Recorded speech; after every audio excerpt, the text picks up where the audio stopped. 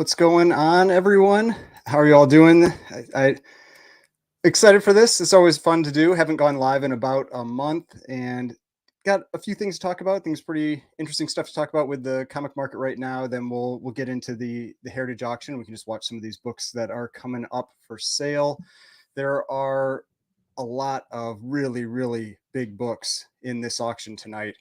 Surprisingly, pretty deep amount of keys for a weekly Heritage auction. Last week was even crazier though. Last week was definitely one of the most dense key auctions I've seen in for a weekly. I mean, maybe almost ever. And I think part of the reason might have been that we had the Heritage Signature auction that was going on. And hey, EA Sports, good evening to you too.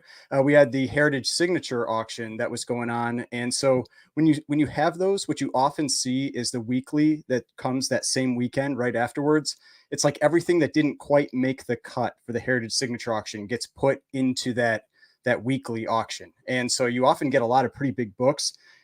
This is also kind of a tip if you're looking for a time to potentially find some good deals, is that a lot of people spend a lot of money on that signature auction, and so they've kind of burned through their cash. I was definitely an example of that. I spent quite a bit during that signature auction, and so I really didn't have much left to spend. I bought a few things. I had a little bit left over, but um, that just makes it so that you're more likely to be able to find deals, because a lot of times it's very similar, I think, groups of people that are watching, whether it's Heritage or Comic Link or Comic Connect. And so if a lot of those people put all their money into that signature auction, because that, I mean, it's millions and millions of dollars that go into those signature auctions, there's just not quite as much. And it was, like I said, there were just so many big keys in that one, which actually resulted in one of the, as I was talking about the comic market, I don't know if it's an outlier, because sometimes I think sometimes these are outliers. That was one of the weakest weeks I've seen maybe ever, that week at that weekly Heritage auction. And I think it was a combination of having the signature auction. We had the Thanksgiving that just started, coming up. And so maybe people are on vacation. And then then I'll check out that comment. So I'll go through comments in a little bit, and then we also just had just so many books, just so many keys, and I'm kind of surprised this week is not an exception to that either. There are a lot of keys, especially with Spider-Man. I think I saw somebody comment on that, on how many Spider-Man keys were in this weekly auction, and it's true. It's deep. Multiple copies of issue 2, issue 4, issue 6. Issue 14. I mean, just really deep. 2 more AF-15s. I don't know what's going on with all these AF-15s. They're still coming up for sale, and these were not strong sales. They already sold tonight. They were pretty weak, and we'll go over those. Let's see. So had a comment here. Hey, Automatic, did you have a chance to look at that video on the Crypt book I sent you? Just curious what you think about what it could hit. It was graded raw at a 3.0.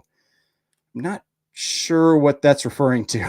So maybe send me that again. I can't think of what book that is. So feel free to send me that again, and I'll take a look at it. It could be I've got a lot going on. It may be slipping my mind. Yeah, then we've got Three Rivers Comics. Hope you all had a wonderful Thanksgiving and good hunting.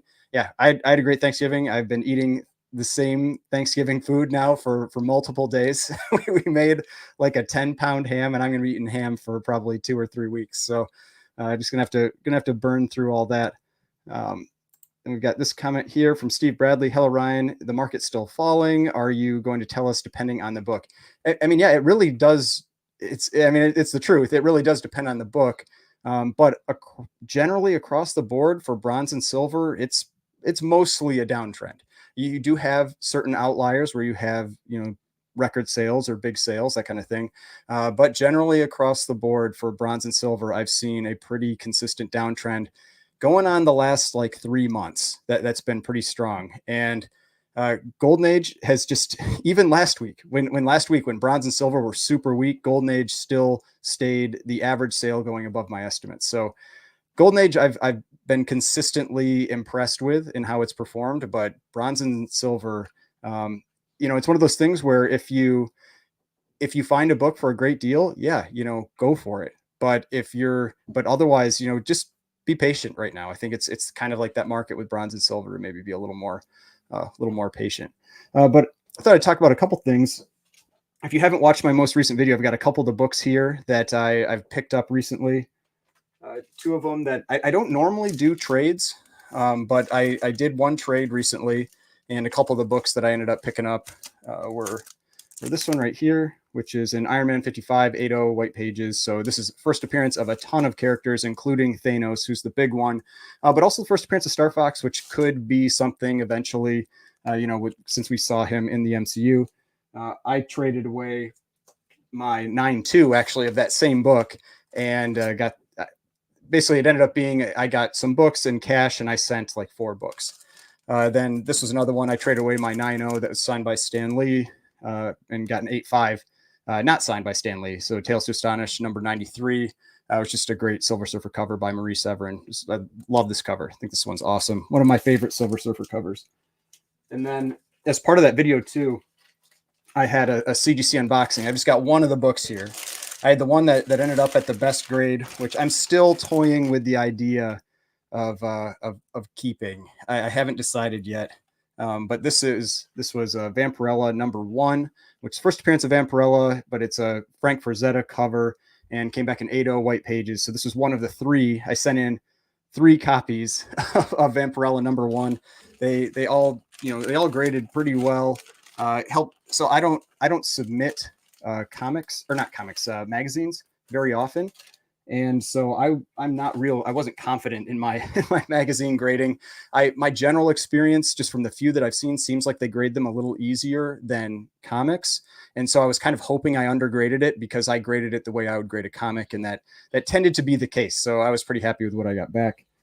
Then the other one that I showed that is a definite keeper for me, and if you follow me on Instagram, you saw this one I posted maybe a day or 2 ago, was this book here, which is Walt Disney's Comics and Stories number 1. This is the first issue where it transitioned from, I believe it was Mickey Mouse Magazine, then to Walt Disney's Comics and Stories, and I love this cover. Ever since I saw this book, when I got back into comics about 4 years ago, when I saw this book, I wanted to get a copy. And I've rarely ever had a chance to bid on one. Heritage had 2 of them. One of them was this within the last few weeks. And so I won this one. There was a 6.0 that went to Little Dan's Big Comics. I saw him post that on Instagram. And I've had a chance at one raw that was like a 1.0 or something, like totally split spine, in rough condition.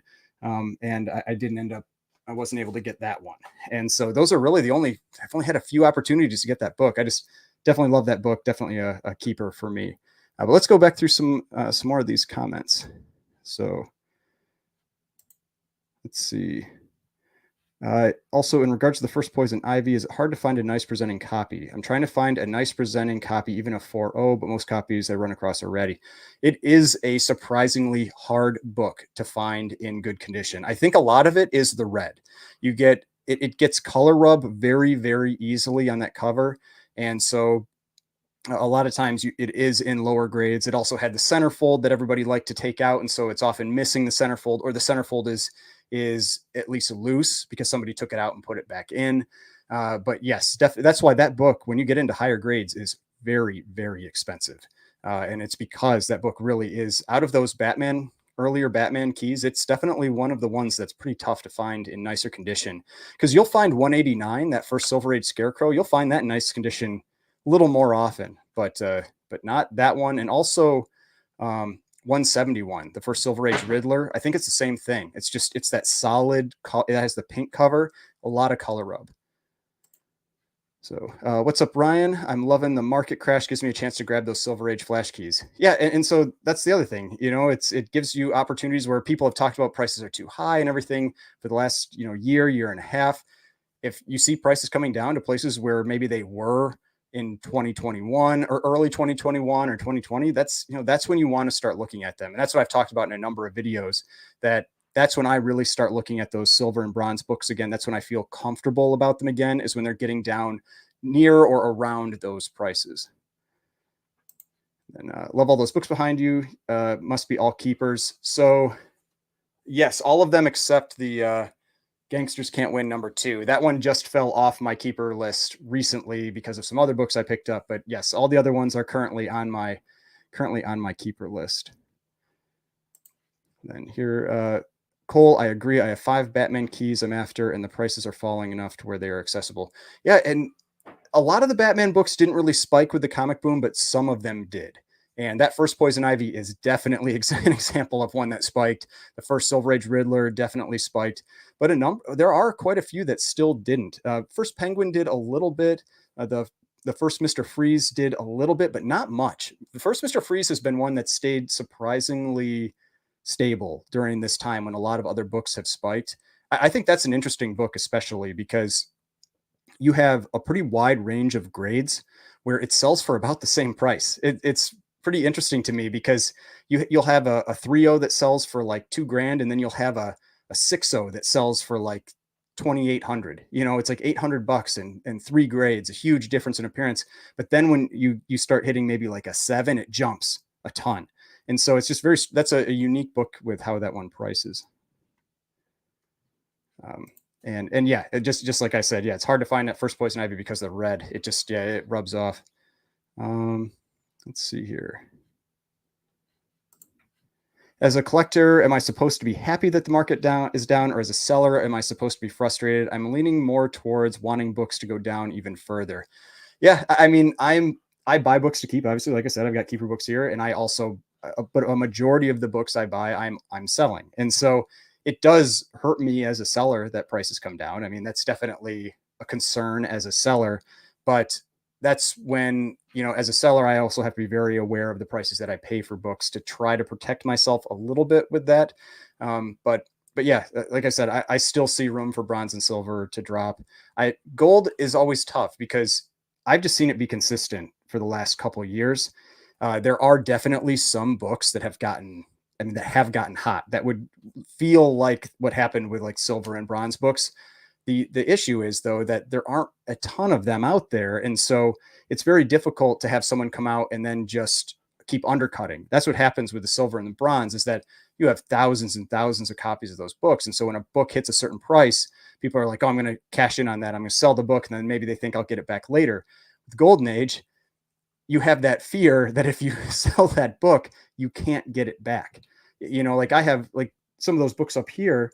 That's the only time I've ever owned that book. I've only ever owned one copy of any of those except the Startling Terror 11, that one over here.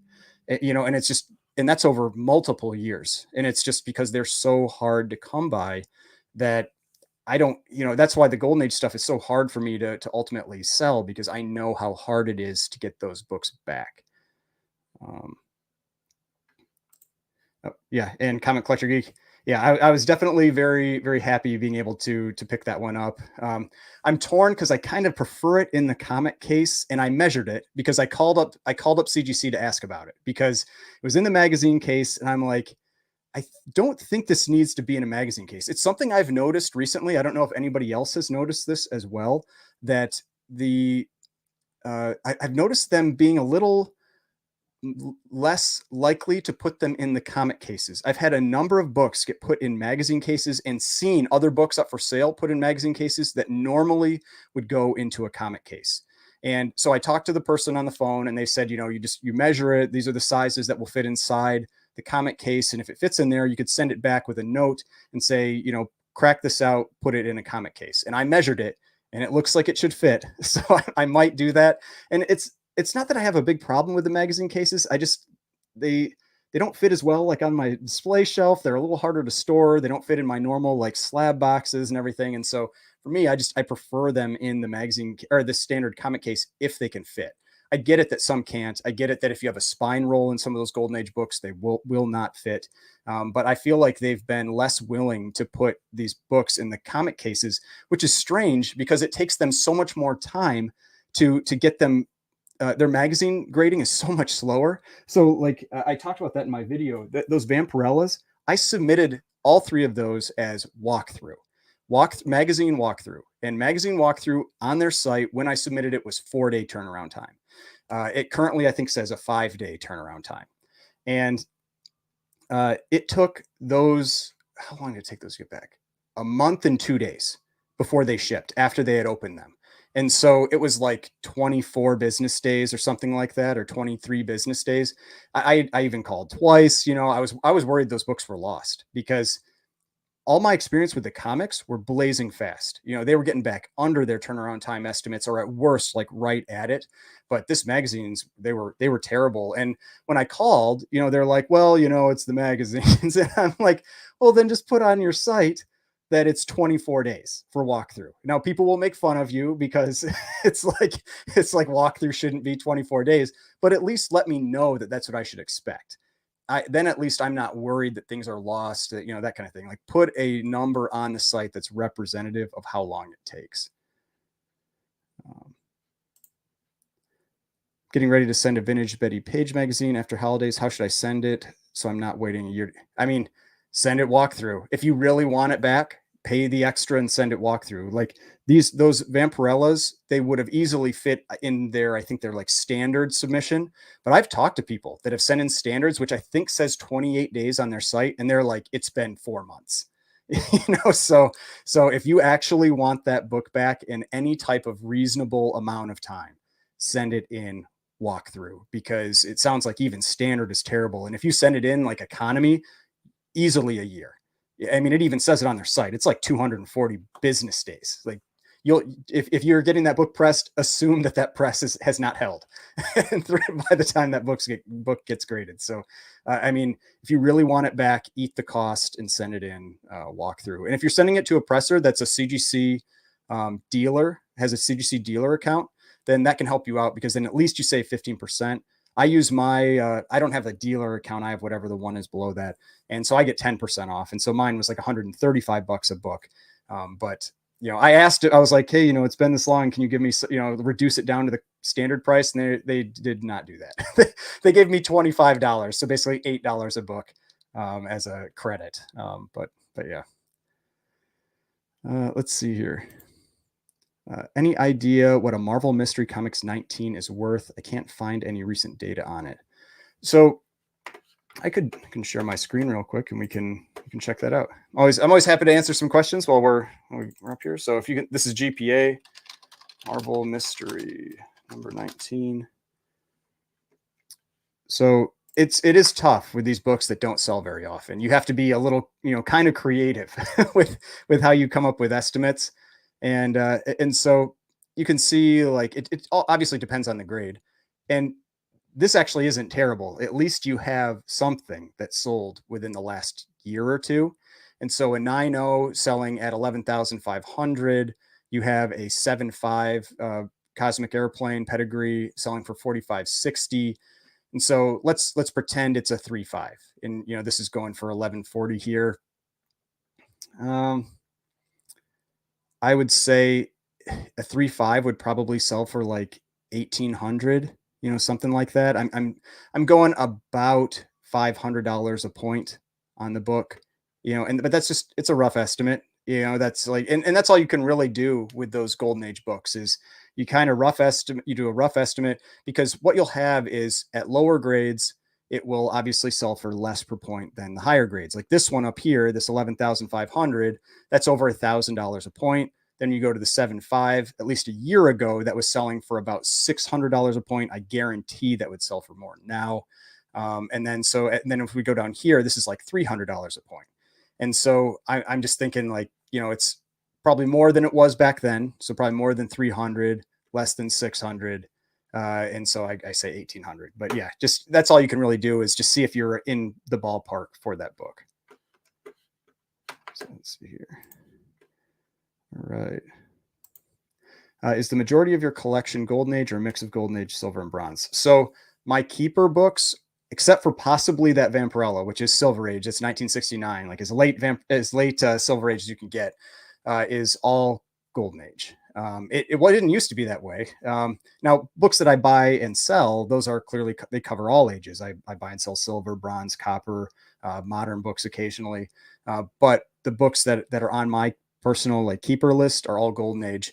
And that's because I've talked about this a number of times. I keep a pretty tight set of books that are on my keeper list, and the rest are books that are, going for sale at any time. And anytime I get a book in, it's competing with all the other books on the keeper list. So, like that Suspense 8, if something came in that, pushed it off the list, then it would no longer be a keeper book. I'd put it up for sale, that kind of thing. And that's just it keeps it under control. That's how I do it. I know some people say they could never sell stuff, that kind of thing. That's fine. It's however anybody wants to do it. But for me, that's what works well for me.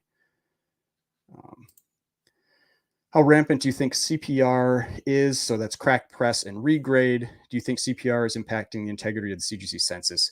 I mean, it definitely does impact the census. I mean, I guarantee there are like ghost books or whatever you want to call it on there, because nobody wants to send their label in with their submission, because everybody thinks, and I guarantee you that, because I think this too, I don't want to send that label in, because then I think, well, maybe they'll look at it when they're grading it and they won't give me the higher grade. Like that's what the concern always is. So obviously what you would do then is you'd send it in afterwards. But I mean, yeah, I'd say it definitely is a thing. I think I saw Dave with Comic Book Investments. He was talking about that recently. It was for that showcase. Shoot, what is it? Is it Showcase 34? I can't remember. Offhand which one it is. If it's Showcase 34, whatever the first Silver Age Atom is. And he was talking about a 9.4 that sold for like $230,000. And he said, he wouldn't be surprised if a couple of those 9.4s on the census resubmits, where people were trying to see, maybe I can get the 9.6, and then maybe it falls down to the 9.2 and they submit again to try to get the 9.4 back, that kind of thing. So I wouldn't be surprised if, it's definitely a thing. I don't know what percentage it is. I mean, there's really no way to know that. But yes, the CGC census is not, 100%, representative of the books that are out there, because CPRing is a big thing now. And I think it's going to get, especially for where the value is, I think it's going to get worse with these new techniques that people have been using lately, where they can, get rid of stains and get rid of tanning and get rid of dust shadows and that kind of thing.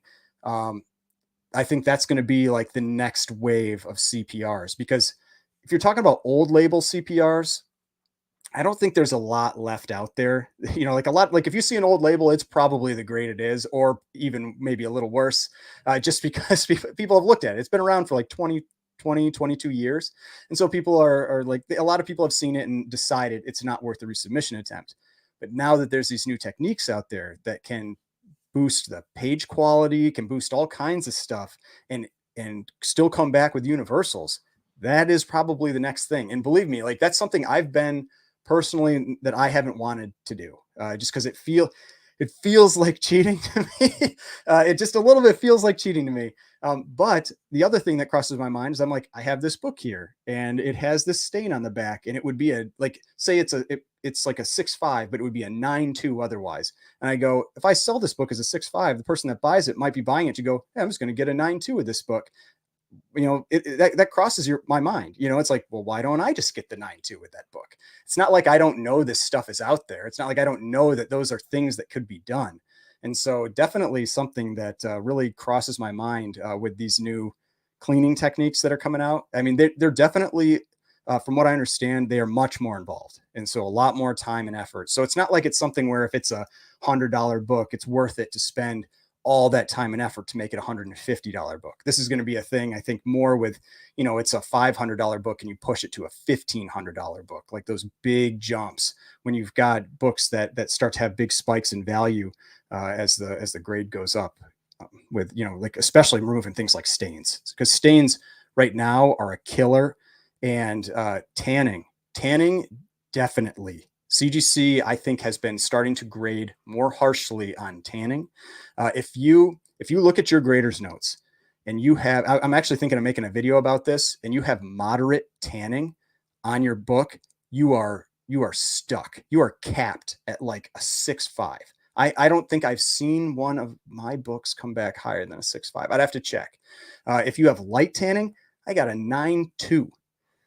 So on one that I've seen. And so with light tanning, there is definitely, you can get some pretty high grades, but moderate tanning, they are slamming people right now. I think I've heard some people say it's like, it's the new staining. because staining just kills your grade.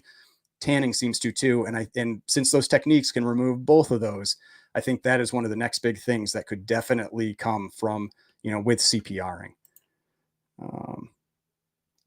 Let's see here. Sorry, I was talking for a bit there, so I'm trying to catch up on the chat a little bit. keep the value down. I want to actually afford a big key grill one day. Yeah. I mean, I do think that there's still some, like I said, there's some time on this drop, and then we'll see what happens over the next, I don't know, maybe 6 to 12 months, if there are books that start to kind of trend back up again, or what's really gonna happen with this.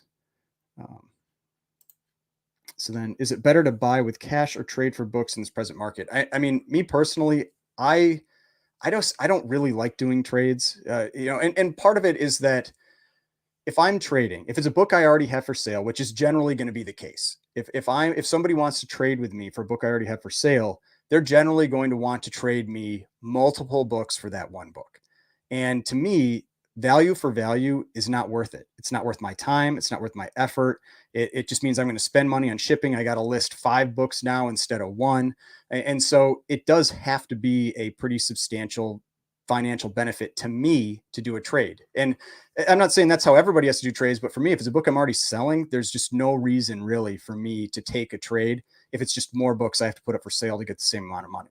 And so that's why, like, trades just generally aren't all that appealing to me. Now, this last trade was a financial benefit to me, and so that's why I was motivated to do that trade. But that's just not always the case. Actually, I'm going to throw up since I'm answering some questions, I'll throw up the Heritage auction just so we can watch some of these come through. They're still on Amazing Spider-Man. It is crazy how many. Let's see. Let's throw this up here. Yeah, it is just nuts how many Spider-Man books are in this auction. I think did it cross 200?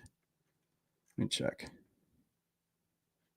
It got close. It's close. The last one I'm watching is 19187, which is 361 First Carnage. And so it's getting close to that, but there's definitely more Spider-Man books after that. So there are just a ton of Spider-Man books in this one. Actually, let's take a look at that AF-15, because I think someone, again, it's got some good prices on that. AF-15, if that's a book that you're going after, I think now, I've been saying it, now is the time to put it on your watch list, because there are so many copies coming up for sale. And so here's one of them. This was a 4.0 that sold tonight. And I know people will say, oh, it has Marvel chipping. It doesn't matter. And so here's a 4.0, 31,200. This book peaked at 75,000. And it is now down well over half. So, and colors are really nice. Yeah, there's some Marvel chipping. There's a little date stamp here. Colors look really, really nice on this one. But I thought this one would still go for 36. I mean, that's 9,000 a point. This is under 8,000 a point. I mean, these are getting to prices where, yeah, it's just the market is just getting overwhelmed with these Amazing Fantasy 15s, because people just keep putting them up for sale. It's actually at a point where it's pretty close to what the prices were a couple of years ago. And so that's definitely why I'm talking about, like, if this is a book you're interested in, something to keep an eye on. The other one that came up tonight was this restored copy. And I had this one. I thought it would go for 20, because this one I think could probably still get a 2.0. It has a really, I can almost guarantee you the person that bought this is planning on CPRing this book, because this one, take a look at the notes. So here, all it is tear seals. It's C1, so it's amateur restoration, but it's a small amount, C1 tear seals. And if you look at the grader's notes, so, and this is one of those things I've talked about with Heritage, it's great. They have links to the grader's notes now, which is really, really nice. And so it's Marvel chipping, where spine breaks color, moderate creasing to cover, staining to cover, and then it's tear seals top back cover, tear seals top front cover. And so if we look at that back cover, you can see where it is, or at least for some of it is. I would almost guarantee it's this. You can see this tear right here that's pretty long. It's probably 3 inches, but there's probably some type of glue or something like that that's sealing up that tear right there. There might be another one, but that's where I'm guessing at least the main one is. On the front cover, I don't remember if I found where it was. I mean, it wasn't obvious to me. There's a lot of stuff going on up here. You can see there's a lot going on the top of this front cover. I'm not certain where the tear seals are, but I can almost guarantee this person is going to have those removed. And I could see a 2.0 out of this book. I think this is a really, really good CPR candidate to try to get to a blue label, since we were talking about CPRing books. But let's see. We've got Best Core One on here. He's always commenting on the channel, so yeah, appreciate it. The problem isn't that prices are down. The problem is that many sellers aren't moving their prices to the market. Yeah, and that's true. That's why, like, I haven't ever been really motivated to go to cons or anything, because everybody I talk to just says, you go to these things and the prices are still way up. Now there are exceptions. There are people that do move their prices with the current market, but a lot of people, I think, still have those higher prices. And so I don't see the motivation to go and just see a bunch of high priced books on the wall. I mean, like with me, with my listings, every couple months I go through and I reevaluate my prices and I drop them accordingly, or I might raise some or something like that. But that's something I do, because otherwise you just notice that like when I track everything, I have a spreadsheet and it tells me how long the book's been listed. And I have a little thing that changes the color as it gets further out. And so it's just things where I consider if I'm going to adjust prices or not, all that kind of stuff. So definitely something that I think about as someone who's selling books. But yeah, I think a lot of people are afraid to drop those prices because they paid really high numbers, maybe last year when they bought the books, and they're afraid to take those losses. But sometimes it's better to take the loss and be able to go get something else than it is to just hold on to it. Let's see here. I think this is in regard to the trading. That really depends on what you have into the books you're trading. If you bought them low and they went way up, trade them for something you want. Yeah, I mean, that's also something to consider. If you don't have much into a book, or maybe it's something that you bought off the rack and you got a 9.8 and you can trade it for something bigger, then yeah, go for it.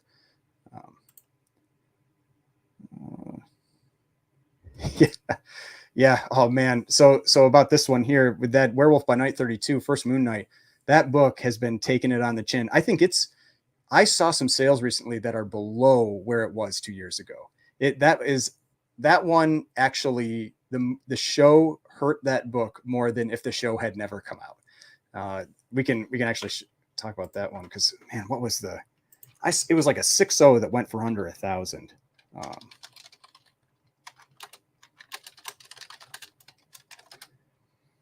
I don't know if it was on here, if it was something I saw. Maybe I saw it on Instagram that somebody had it listed for that. Let's see here. Yeah, because there's no 6, so it must have been on Instagram.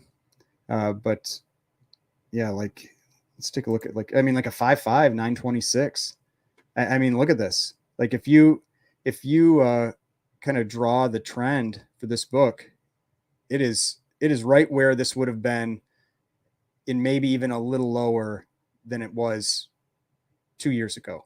I mean, it's just that comic boom completely gone. it's like it never happened. It'll be interesting to see if it drops any further, but yeah, definitely Werewolf by Night 32. Moon Knight has really been hit hard. But that's the type of stuff, that's where you might want to consider looking into it again, because I don't think they're done with that character. I wouldn't be surprised if they continue to use that character. And so, I mean, if you've been waiting for that book, it's something to consider. But if you paid some of those really high prices for it, that hurts a little bit. Yeah, I know people have definitely been talking about DC, and a lot of DC books didn't participate in the comic boom. And so there's a lot of them that have, there are exceptions, like that Batman 227, the Neil Adams homage to Detective Comics 31. That book has taken off. There are definitely some books that have taken off, but a lot of them have continued just kind of like a normal trend. And so, yeah, DC is, I mean, they're safer buys, but then the question is, what's their long-term performance going to be? All that. I mean, Marvel definitely historically has outperformed DC.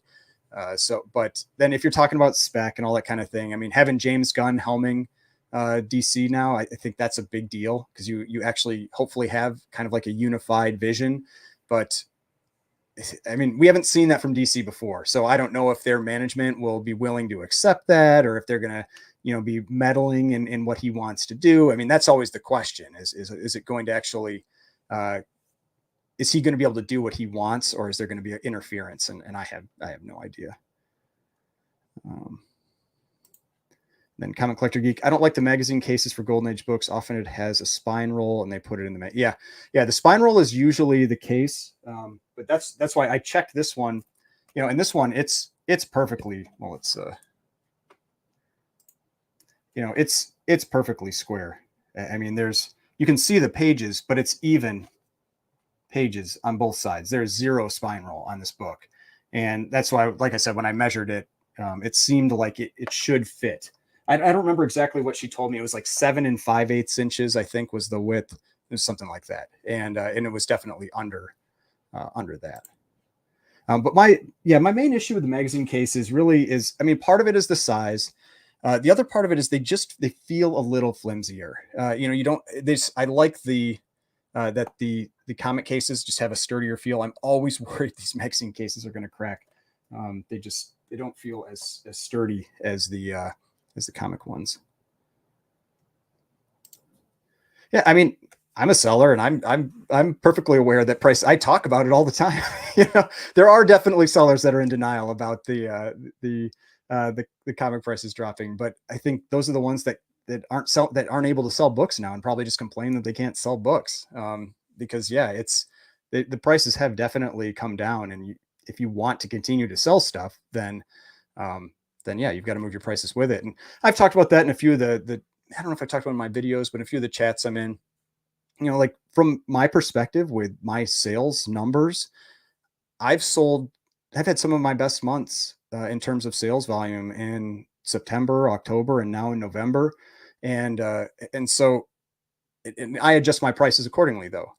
So people are willing to buy books. People want to buy books, but they don't want to pay outrageous prices for them. So there's definitely demand out there, but I mean, a lot of people have GPA, have Go Collect, have Cover Price, and so they know what the prices are. And so if you've got your price like 50% above what the book's going for, then yeah, people don't want to pay that. Yeah, and that's just what I mentioned here with James Gunn. I really like the Guardians of the Galaxy movies. I especially the first one. I have high hopes for the third one just because I've generally liked them so much. Number two, there were certain things I didn't like about it, but I generally liked it for the most part. So I like his style. I like how he likes to tell stories. I think it's fun. A lot of people you can tell they're copying him. With all the like the music tracks and everything that they put behind everything. So there's definitely there's concern maybe that style gets oversaturated, but at least for right now, I still really like that. Wonder how much a Showcase 22 is going for now. I honestly can see that being like a $4,000 book for a 1.0 in the next few years. He's a super big character. It's a fairly rare book compared to most keys. Yeah, it's actually I don't know about 4,000 for a 1.0. That seems high, but that book has been going up a lot. So for anybody that's not aware, Showcase 22 is first Hal Jordan Green Lantern, and we can. There have been some really really big sales, like some surprisingly high sale. Not Showcase 2. Well, doesn't matter. We can select 22 when we get in here. So Showcase 22. Yeah, so it was like an 8.0 or an 8.5. Yeah, this 8.5 in September that sold for 93,000. That was one of the biggest surprising sales I remember seeing at that auction. But it's not just that. I mean, you've got a 4.5 that's going up around 5,000 now, 3.5 over 4,000, a 3.0 almost 4,000. I mean, there are the low point on this book. Like you've got a 1.0 that's already, it's already at what's the peak? So 32.20, that's high. But I mean, I could see it. I mean, you can see it's retreating some, but still like $2,000 for a 1.0. I mean, it's one of those books that its base value just to get a copy people are going to want it. And so that really does make it so that you do get kind of this price compression here, though, because I mean, you look at this and you've got a 1.0 for 2078 and you've got a 2.5 for 2880. I mean, I would take the 2.5 for 2880 over the 1.0 any day of the week. Just add $800 and get what in theory should be a quite a bit more presentable copy. So that's what I talk about when I'm talking about price compression, where if you see that, try to lean towards the higher grade that you can get. You usually have to wait for an auction with something like that. Fixed price, you probably like I can tell right now this was a Heritage auction, just because of the number. Yeah, Heritage always has these weird numbers because of the 20%. But yeah, so like this, and this is a nice presenting 2.5 too. That's something you'll notice with Showcase 22 is that there's some that have like, and it's not fading. It's almost like it's like a different color strike on the book. There's some that'll have like a really light green on the cover, and then others that'll have this really deep green, like this one. This is one of the nice ones. This is really deep green. And we're still in Amazing Spider-Man. I mean, we're at 208, still in Amazing Spider-Man. I don't know how much. They're almost out of it though, because we've got a pretty cool book coming up. Let's see, it's a Archie #2, and I know maybe not a lot of people are Archie fans, but Archie #2 is a very rare book. You do not see this one come up for sale very often. I have owned one copy at one point. It was like a 2.0 or something like that, or a 1.5. But yeah, this is the one that's coming up. But yeah, Archie #2. It's not his first appearance or second appearance or anything like that. He makes his first appearance back in Pep Comics, but and he has a lot of appearances there before he gets his, or not a lot, but a number of appearances before he gets his own self-titled issue in Archie. But let's see what else. There was a Crime Suspense Stories 2294 Gaines file copy listed for $91K. I sent a quick IM to the seller to confirm as the listing was taken down. He said it sold. Yeah, that was the one I think that was on eBay. There was one that had been on eBay for a long time that was listed for like 90,000 or 100,000 or right around that point. And I can almost guarantee you it sold right after that Heritage auction, because let's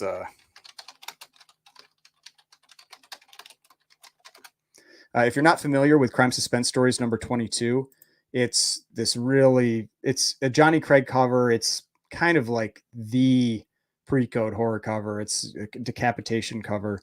But there was this 8.5 that sold for 52,800 just this month. That was a big, big sale. And I wouldn't be surprised if this is what drove that higher grade copy to sell. Because for a long time that price seemed like, oh, that person just doesn't want to sell that book.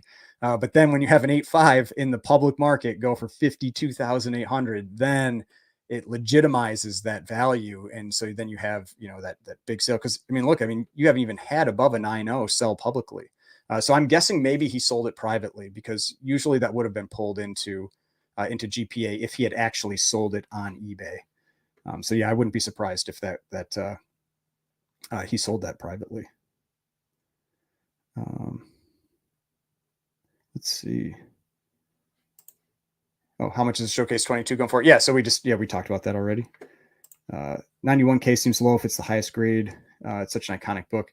Yeah, it's one of those things where it's always tough with some of these like pre-code horror type books, because when you start getting to certain price points, you're competing. Like it's all about what you're competing with. And at $100,000, you're outside of even just comics, the stuff you can buy, but at $100,000 just within comics, you're starting to compete with like Detective Comics 31. And sorry, I biked right before this, so I'm just making sure my leg doesn't cramp. You're starting to compete with things like Detective Comics 31, low grade Batman #1s. Some really major keys.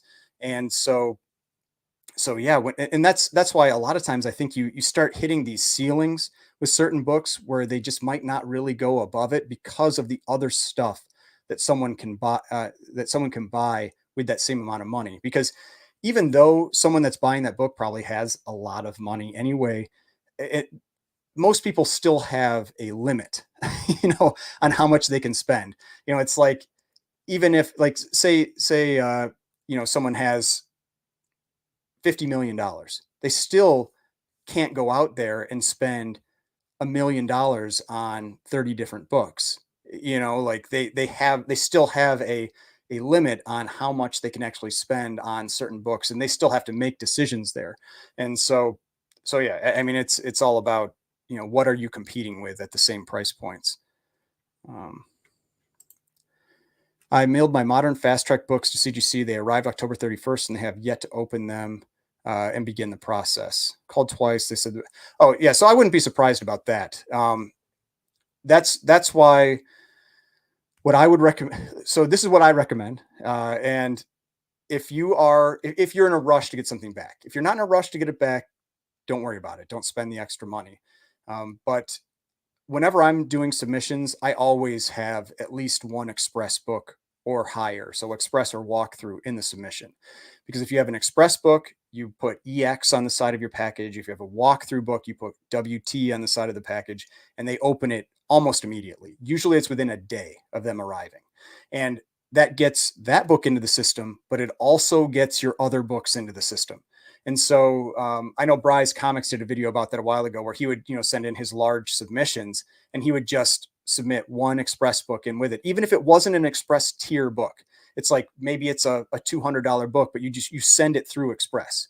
It doesn't have to be that it's a $3,000 book. You send in a $200 book express, and if you're sending in 25 other books or 50 other books, you just spread that cost out across those 50 books. And now it only costs you maybe an extra $2, but you're getting your books back almost immediately, because that fast track or what was it? The fast track modern, they're grading those like days, just a couple days once they're open. And so definitely something to consider if you're willing to just eat that little bit of extra cost, and that can save you a lot of time on your submissions.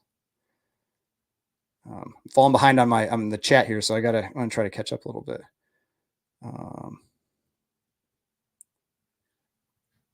Sorry. So I have a book with corner damage that looks. Oh, let's throw the auction back up. Now we've got some big Avengers books coming up. There's a pretty high grade Avengers 2, yeah, 7.0. Then a couple of nice Avengers 8s. So that first Kang that's coming up too.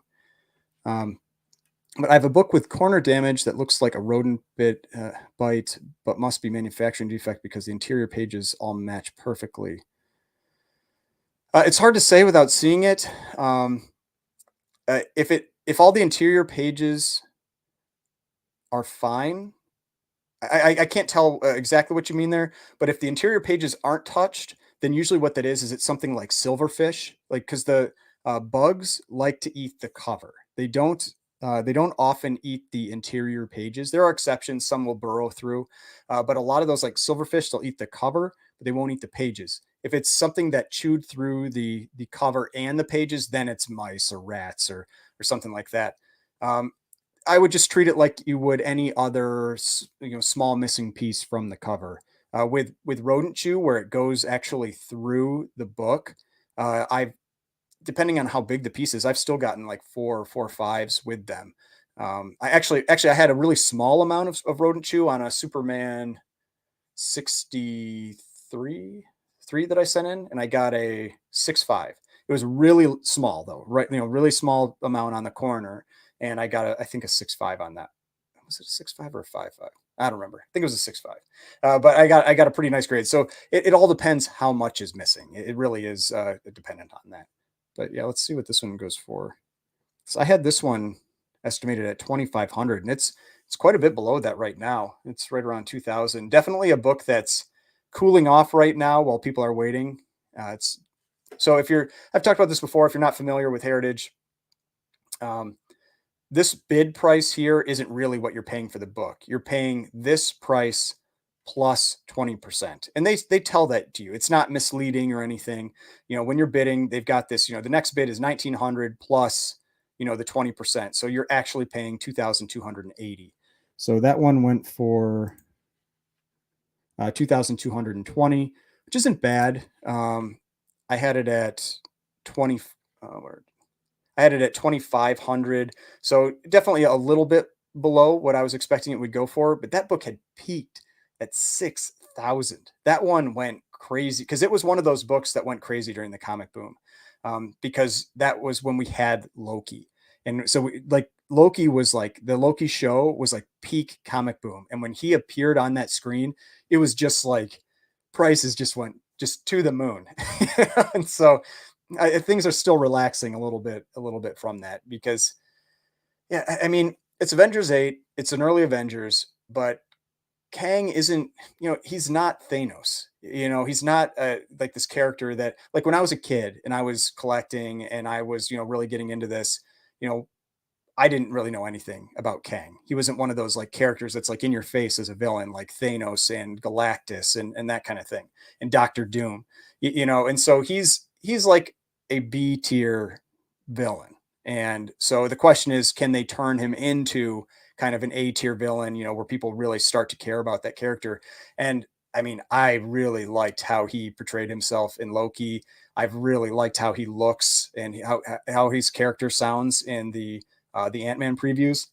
So I'm looking forward to it. I think that there's definitely potential for Kang. Um, let's see. I owned a Superman's pal Jimmy Olsen 134, so that's that first Dark Side that hit a 9.4. Had a couple small chips outside the cover. May have been a manufacturing defect. Didn't hit the grade hard at all. Yeah, again, it all depends how large it is, and there are certain manufacturing defects that you'll see that they will not hit it at all. And one of them, there are certain types of chipping, not Marvel chipping anymore. That was actually a re-clarification, I believe, that Matt Nelson, the CGC head grader, made, that it used to be that they didn't hit Marvel chipping as hard on books, but he said recently, he's like, we're going to start grading it like it's any missing piece that's on the cover. So basically, what that's telling you is that if you have a book that has Marvel chipping, do not send it back in to get reslabbed because the potential that you're going to have your grade hammered is there. I don't know if they'll keep them, if they graded it previously, kind of as a courtesy, or if they will regrade it. But that's not a risk I personally would want to take. Um,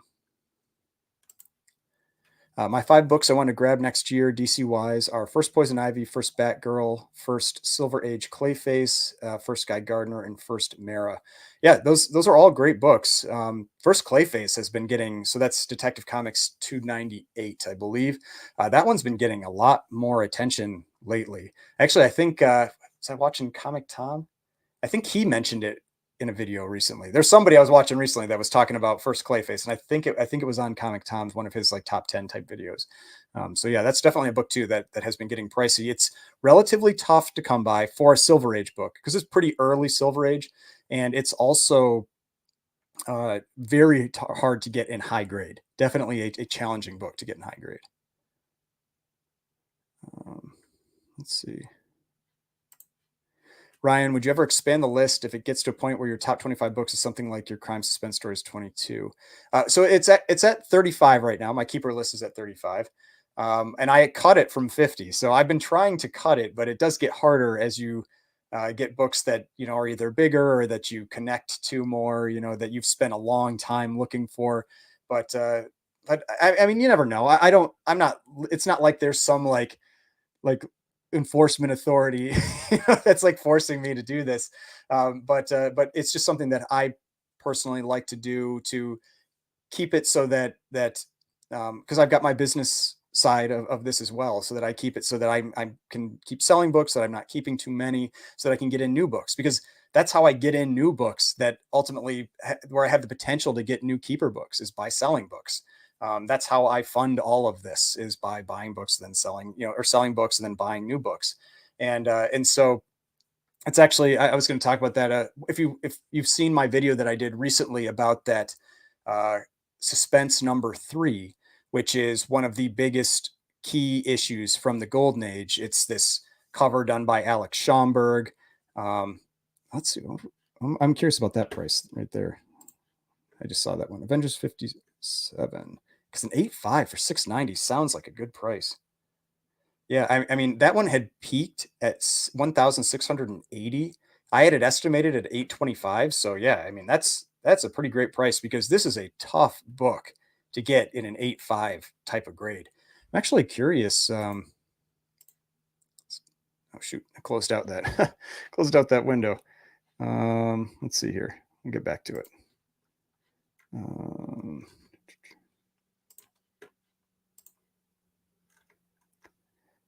I want to disable my bidding so I don't accidentally bid on something. But yeah, let's take a look at Avengers 57 because that, I mean, that's always been a pretty, I mean, it's always been a pretty in demand book. It's such a great cover, First Vision. I love that style of cover, those monochrome type covers. So 8.5. Yeah, I mean, it looks like back in 2020, it was averaging 640.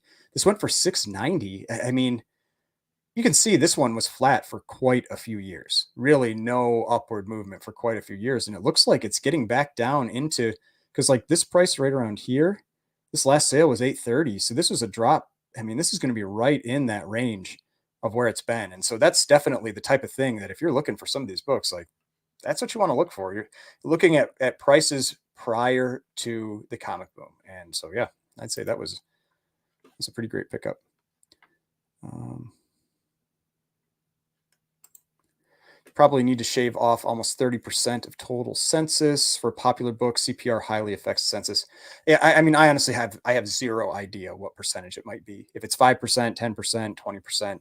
Um, I mean, there are the thing is most books now that people are have probably submitted within the last 5 years, maybe 10 years, pressing and cleaning is was very common at this point. I mean, I don't outside of a book that I know can't improve, you know, whether it's like missing interior or it's just really low grade regardless, I I get every single book I send in pressed and clean first. And so and I think most people or a lot of people are very similar. And so I think it's much more of an impact for the books that were graded previously, and the number of books that are graded has accelerated over the last few years. So I really have no idea, but I've had a number of books that are older books that older graded books, and I look at them, I'm like, yeah, that's the grade it is. I just because it's an old label doesn't give me any reason to want to crack it out because on a lot of things, like even if you thought you could get a half grade, it doesn't mean it's worth it.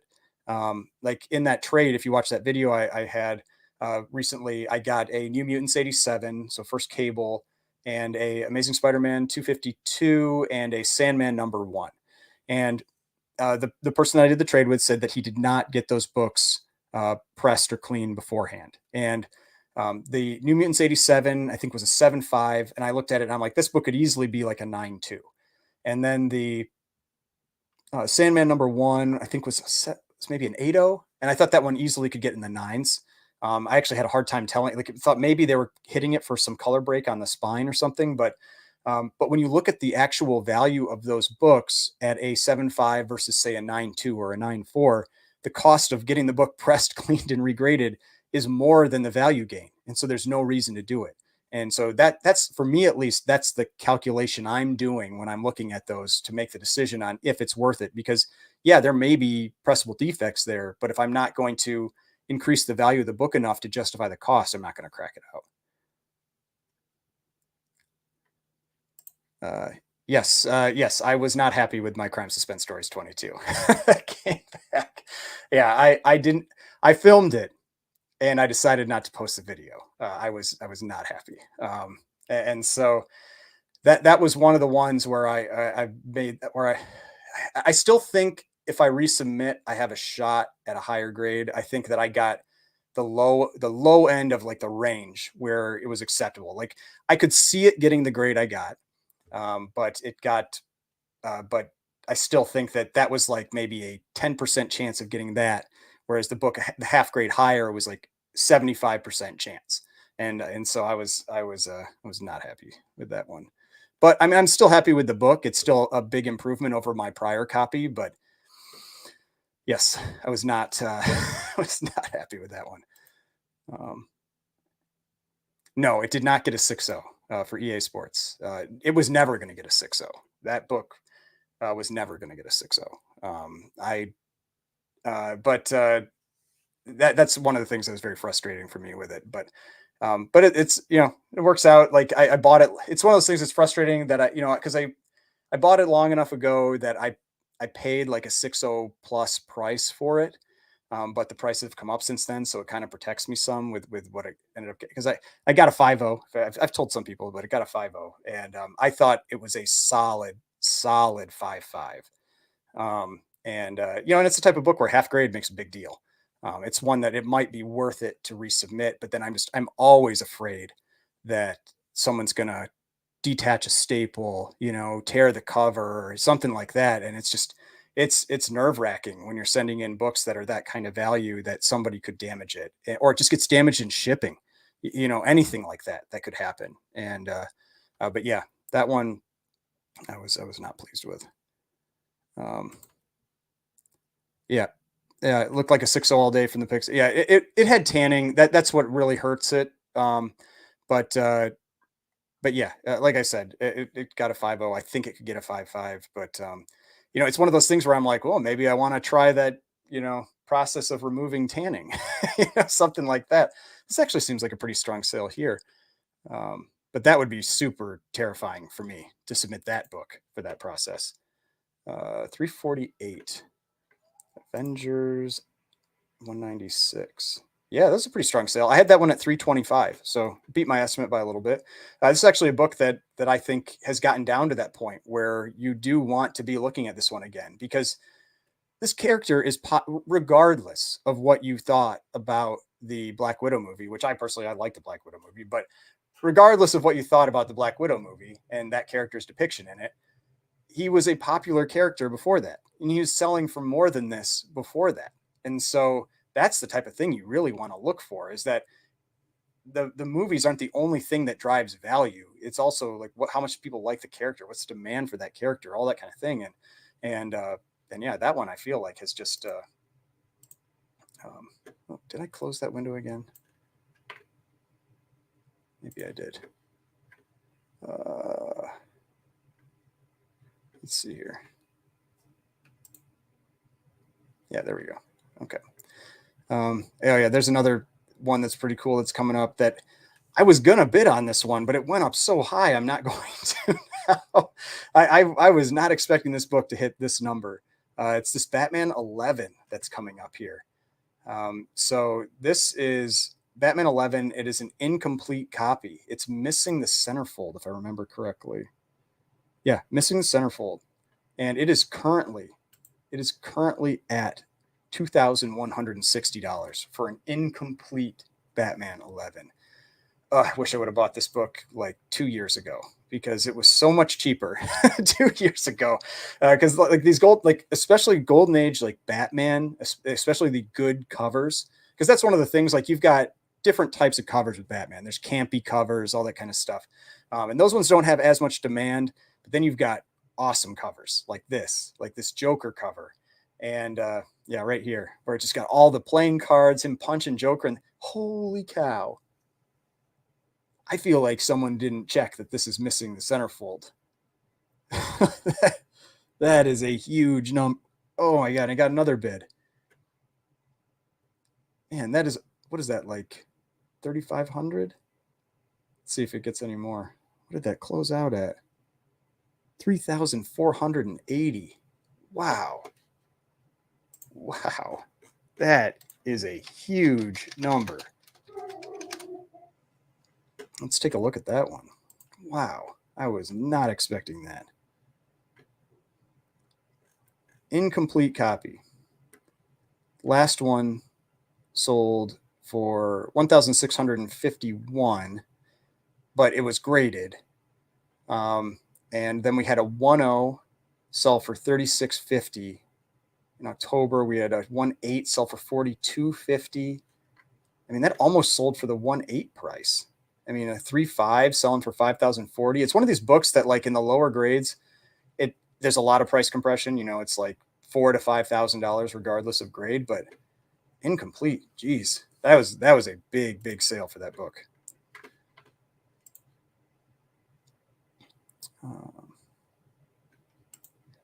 Yeah, 5-0 for the yeah, the crime suspensors. Yeah, I wouldn't be surprised if a lot of those were burned.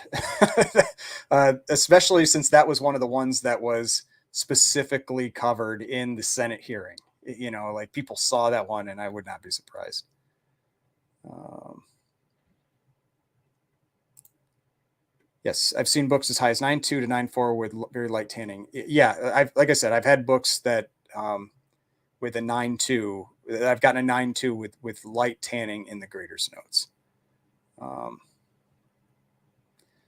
Yeah, so there's just yeah, there's always the risk, the concern or risk or whatever that goes with those those treatment processes because I mean if you don't do it right, you have the potential of getting a restored label. If you don't do it right, you have the potential of damaging the book. And when you're talking about a book that is already very expensive, then you could just you have to accept that you could be just throwing away that money.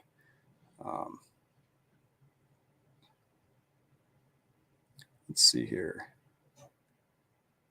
Sorry, I'm just scrolling through the chat. I want to try to catch up a little bit. I traded my Ultimate Fallout 4 for a Vampirella 1 pretty much straight up. I was happy because Vampy is a big book and wasn't heavily invested in the Ultimate Fallout 4. Yeah, Vampirella number 1 has gotten I think it's a combination of that it's just a popular character with the fact that it's a Frazetta cover. And almost anything Frank Frazetta has gotten really hot, over the last couple of years. And it's like for me with the Famous Funnies books, it took me a long time to start putting those together. And the last couple were really tough because just so many people were buying that book or trying to hunt those books, and so there's just a lot of competition. Let's see. Um, Sorry, I'm trying to. And like I said, if anybody has any questions, and feel free to write it in the chat, and I'll as I'm scrolling through, I'll take a look at it. If there's anything anybody wants me to check out on GPA, happy to look that up. And thanks, we got 80 people in the chat. Really appreciate everybody spending their time here hanging out tonight.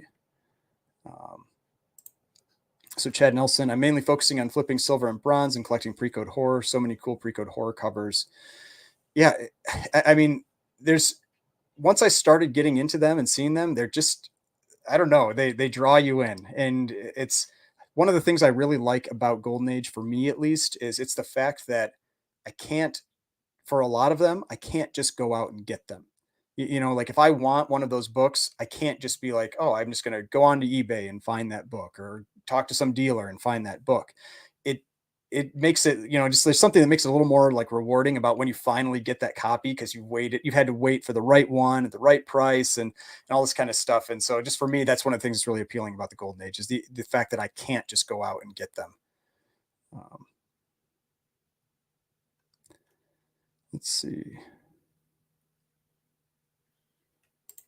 Yes, I am definitely a spreadsheet nerd with my comic collection, and with all my stuff. It's the only way that I can cover that. Um, yeah, Como Comics is great. I'm in a chat with him.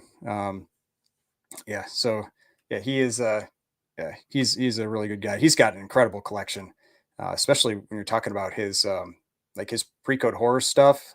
Like I think he's trying to put together like full runs, and which I mean, that is a challenging task to take on is when you're trying to complete full runs of Golden Age books. Let's see. Yeah, Amazing Spider-Man 101 is showing similar plummeting to Werewolf by Night 32. Yeah, I agree. That one is as well.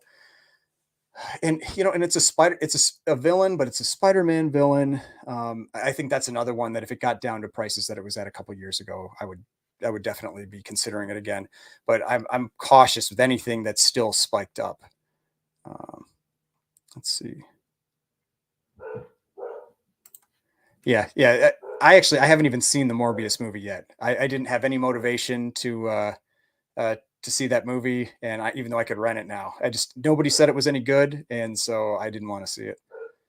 And that's my dog barking in the background, if you can hear it. Yeah, and apparently, yes, this does not make me want to see it. Morbius was a crappy movie. Moon Knight was extremely well received, but yeah, I mean, I don't know. I think they'll probably bring him back. I think they'll probably do some type of group movie with the villains, but hopefully, I don't know. I'm not a huge fan of any of the Sony stuff, so we'll see how that turns out. Um, Oh yeah, yep. Thanks, Chris, Vancouver Comic Junkie. If you aren't following Chris on YouTube or on Instagram, make sure to go give him a follow. He's always posting great stuff, and especially if you are into VHS, Chris is like the king of VHS. It seems on Instagram, he has got a crazy number of those sealed VHS. So yeah, make sure to go check him out. Let's see. So Iron Man 55 versus Avengers 8, which will be the most valuable in the long term?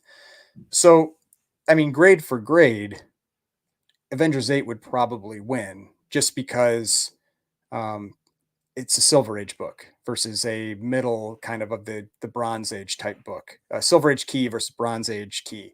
I would imagine value for value, Avengers 8 will probably win, but in terms of long term performance of the book, Iron Man 55, I think, is generally going to be the better book, just because like for me, I've always liked Thanos. I think a lot of people have always been drawn to like Thanos as a character. He's just such a great villain, and so I think there's always going to be a lot more built-in demand for that book than Avengers 8. How tough is it to get out a major spine roll in the Golden Age book, or is it better to not try? I mean, I don't press and clean my own books, so I can't say how hard it is to do any of that. Um, it all really depends on. I mean, you can definitely get spine rolls fixed in Golden Age books. It's not an issue, but the risk is always what's the integrity of the staples.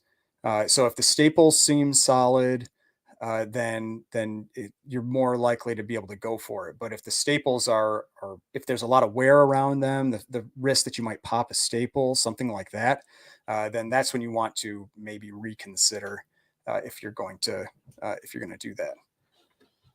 We've got one pretty big book that's coming up in a few. We've got Brave and the Bold 28. So that's First Justice League, and it's a 4.0. Let's see what I estimated that one at.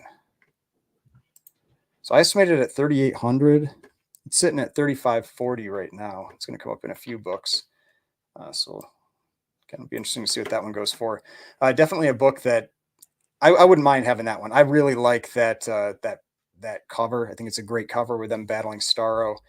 Um, so yeah, definitely one that I would consider going for at some point. Let's see here.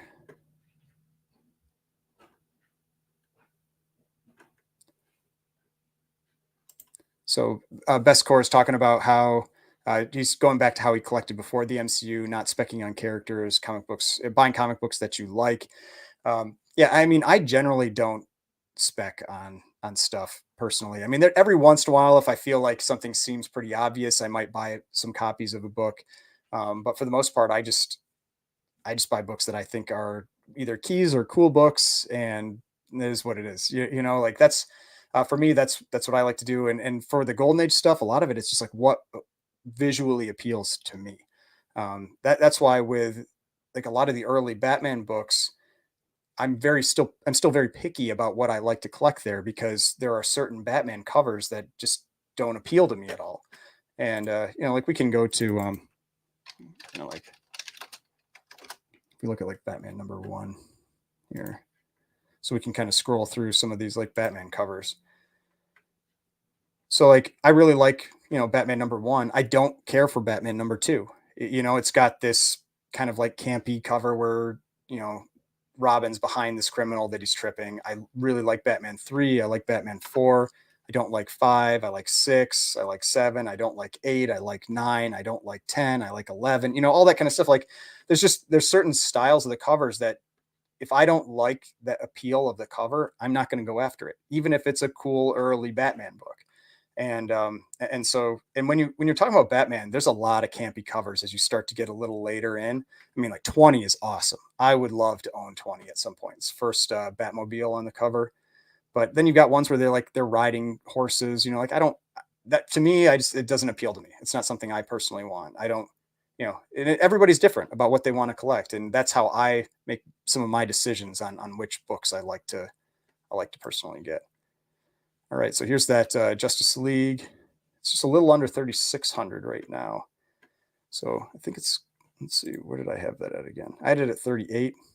So there's, yeah, so the $3,000 bid means that it's 3,000 plus 20%. So that's why it's at 3,600. If it gets to 3,200, it would beat my estimate, but right now it's under my estimate. So yeah, 3,600, a little bit under my estimate, but I mean, $200, is around 5%, like 5-6%. So it's pretty close. I mean, that's all you can, when you're estimating the price of these books. That's why I only really talk about like the ones that are bigger outliers when it's 20% more or less than what I estimated.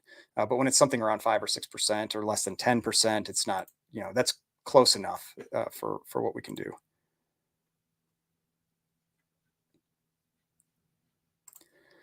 So how much of a premium does a Mark Jewelers insert add to a book? So if it's a non-key, not much, not much, if anything. It might make it a little easier to sell because people might be trying to put together runs. For keys, it depends how patient you want to be.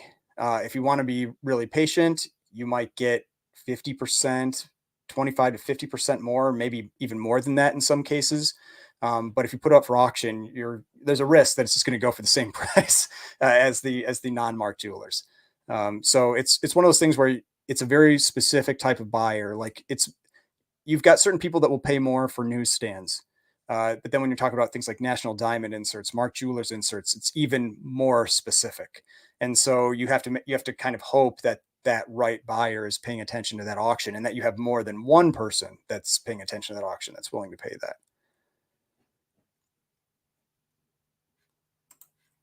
Werewolf by Night 32 always seemed inexplicably overvalued, in my opinion. Well before the comic boom and Disney Plus rumors, that book was priced higher than any other C-tiered hero. I mean, the thing, like at least from what I can tell, there's a pretty big cult following for Moon Knight, and I think that's what really drives it. It's also a little less common than a lot of the other um, keys from that time period, but yeah, it is pricey for what is a cult following type character.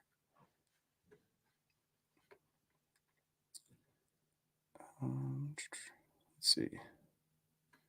Yeah, so Chad's comment seems to agree with mine. A price increase of about 30%, sometimes 50%. Um, and Magneto was right. First, Guardians of the Galaxy movie might be my favorite MCU movie. Yes, for me, I think it is. For a long time, it was my favorite MCU movie. I also really really like Ragnarok, but they're near the top, especially for rewatchability, because like Endgame is really good and Infinity War is really good, but I don't really want to sit down and watch those full movies again. I do go back and I'll watch like the fight scenes, like the big battle scenes. But like Guardians of the Galaxy, the first one, I've probably seen that. It's got to be at least 10 times, if not more than that. And Ragnarok, I've probably seen like 5 or 6 times. And so there are certain movies that just have great rewatchability. Other ones, if it's like a 3 hour movie, I'm like, I don't know if I want to sit down and watch this whole thing. Let's see here.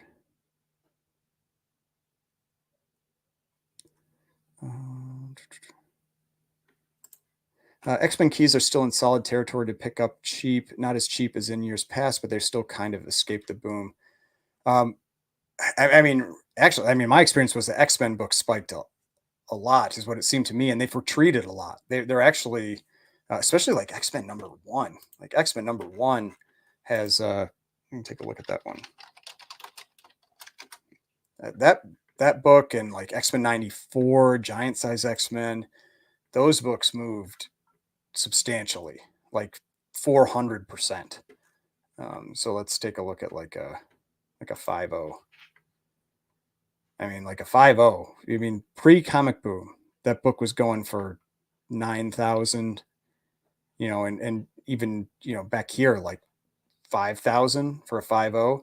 And then it peaked at just over 30,000, 30,100.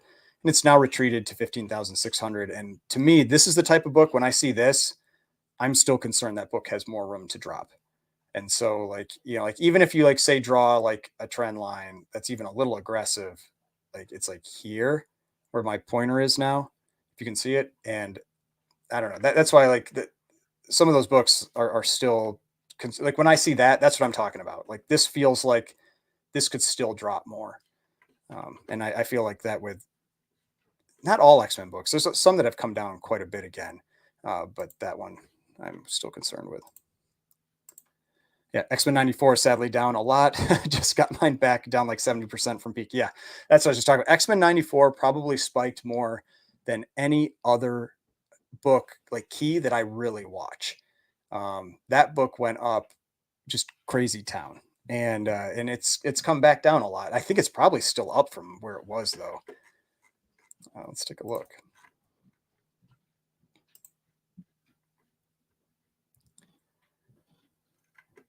So let's see. So X-Men 94, let's just take a look at like a 9.0. Did I grab the right one? That price seems too low. Yeah, man, that is down a lot. Yeah, because a 9.0 had hit 4,500 and now it's going around 2,000. And so this is what I'm talking about here, where it's like a 9.0 was a book that for quite a few years, top end was like $900 to $950. And then it went up to 4,500. That's a 400% gain. And now it's retreating, but it's still like, I mean, at 1900, it's still above where it was even selling in 2020. So could it come down some more? Probably. I wouldn't be surprised. Yeah, and this was that in reference to that Crime Suspense Stories 22, the 99K. Yeah, that I thought that's what I remembered seeing it at. And hey, Greg, yep, thanks for joining the chat.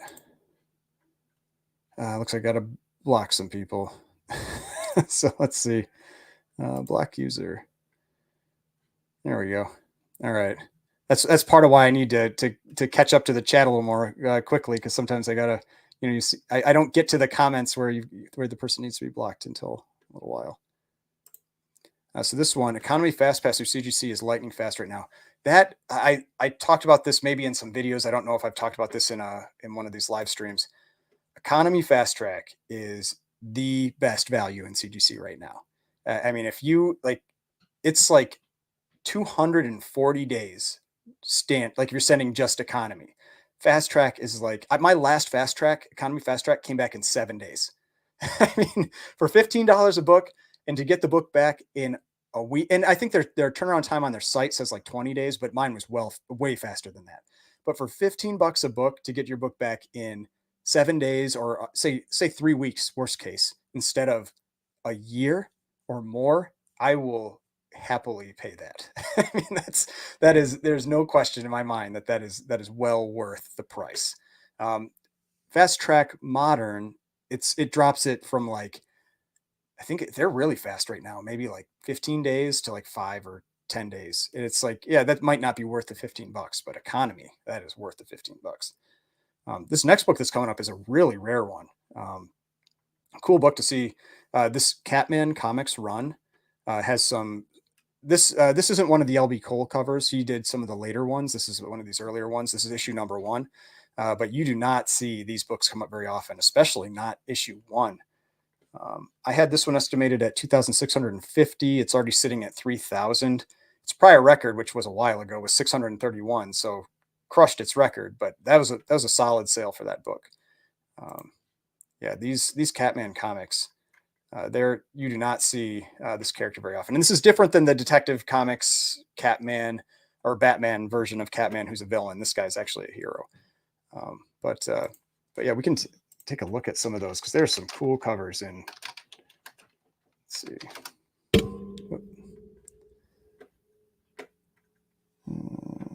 See if I can find. It's always one of the problems I have with.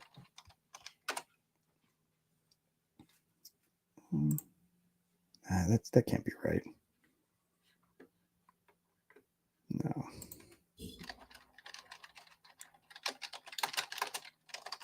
I know that issue, so I wonder if they're yeah, it's one of those books that it has a dash between it, and so it can kind of mess up the searches. Let's see what happens if I take out the dash. Yeah, there we go.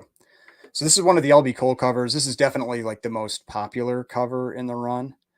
Um, but there's some great covers in this run, especially once you get LB Cole doing them. So you've got like this one is definitely one of the big book from the run. You've got them punching Axis of Evil guys with the swastika on the cover. Then the 28, like I just showed. Yes, this is 28. This is probably close to my favorite. I've had an issue. I've had a copy of 29 before, so that's 29, which is a great cover. Another one that you've got. Well, you've got the shark cover down here, which is awesome. I'll take off that comment so you can see it. The shark cover down here. This is one of my favorite covers. This is probably my number one or number two favorite cover. This is 31, and it's the detail that's on this one. So you've got all these wolves that are drawn here that just look amazing, and then the background, it's all these little pinpoint white dots that are hand drawn there. I think it just looks so incredible. So this Catman 31 is an awesome cover. That is one of the it's a battle for me between 31 and 28 as the top Catman covers.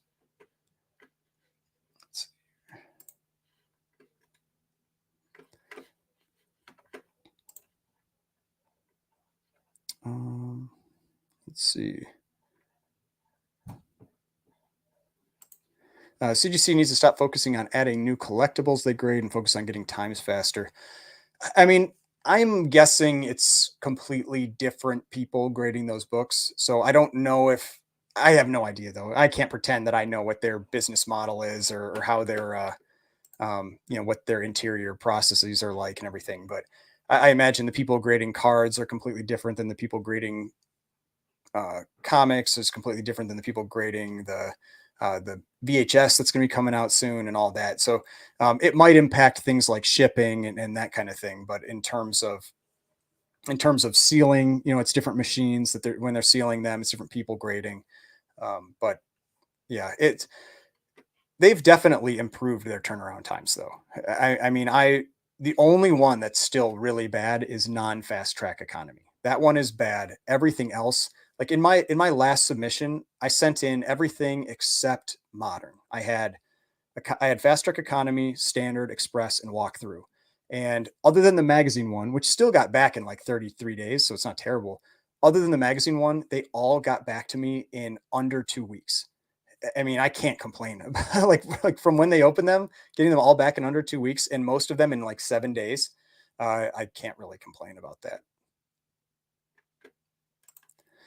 I bought a Jim 83. So first Thor and Convention 1990 had it graded by CGC. Universal 9.0. Wow. Yeah, no, that's an incredible book. Now, whether you should consider CPRing it, that I can't tell you. That's something where you have to see the book in person because it all depends on what flaws are there.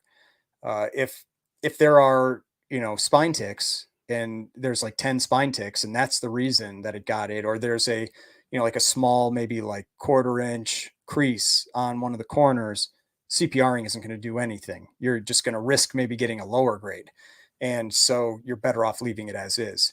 If the flaws are something where it's non-color breaking, waviness on the cover, or non-color breaking spine ticks or things like that, then yeah, or it was dirt on the cover, whatever it might be, then that's when you want to consider it. But yeah, that really is a case by case basis.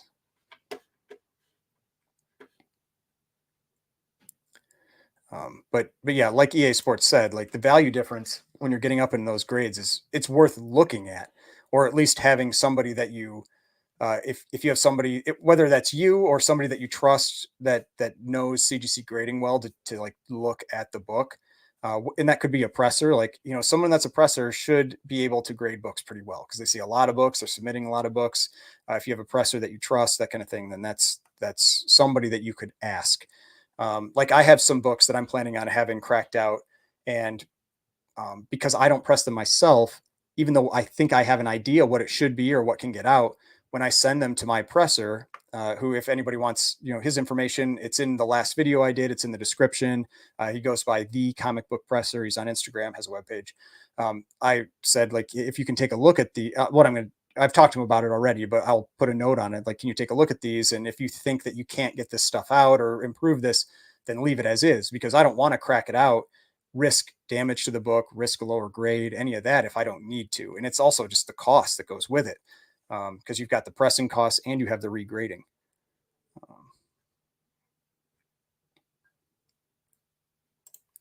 Yes, I've also sent books to Gary at Impressive Comics as well. Yes, he is also very good at what he does. What about the Marvel cuts along the top cover? I'm not sure what you mean by the Marvel cuts along the top cover. So if you, I don't know how many more comments I have on here before I get to, when I might see your comment again. I mean, I know there are little like small indents and things usually on the bottom from the paper, like the paper machines, but I'm not sure about Marvel cuts. If you're just talking about miscuts, where, maybe it's cut, and you have something cut off on the top, that doesn't have any impact on the grade. Miscuts don't impact grades. I've even seen there was a 9.9, what was it? Was it New Mutants 98? I don't remember. It was a 9.9 of a book that sold on like Comic Connect or something. I did a video on it a while ago. And it had a big miswrap. Like a lot of people like to tell you that it 9.9s have to be perfect wrap. It's like, no, they don't. It can't be like a crazy miswrap, but it still had. I was not expecting to see that book as a 9.9. I even would have thought that book couldn't qualify as a 9.9, but it had a miswrap, and that just shows like how little the wrap impacts the grade on the book.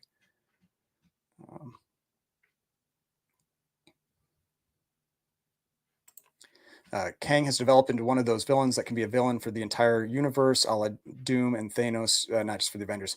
Yeah, definitely, and I think that's what they plan to do, at least for the MCU. And a big part of it is having an actor that can really get you to fear that character or respect that character. And with what he did in Loki, I already do. Like, I think he is. I am impressed with what he's shown so far, and so I'm looking forward to it. Yep. Good evening, JG. Yep. So thanks for joining the chat again. Thanks everybody for hanging out tonight and watching the Heritage Auction. It's always fun for me too, and it distracts me, and so I'm not bidding on stuff. so maybe some people that I'm normally bidding against, they have the chance to get some good deals tonight, because I'm not bidding on anything. So this Daredevil 155. I had this estimated at 5,500. This felt pretty cheap where it's sitting right now. Yeah, that seems like a really good price for that. Daredevil 1, 5.5. It peaked at 7,200. Went for 4,560. That seems like a really good price for that book. Yeah, I think somebody got a really good price for that book. That's definitely one that's been correcting some recently for being as big of a key as it is. So let's see here.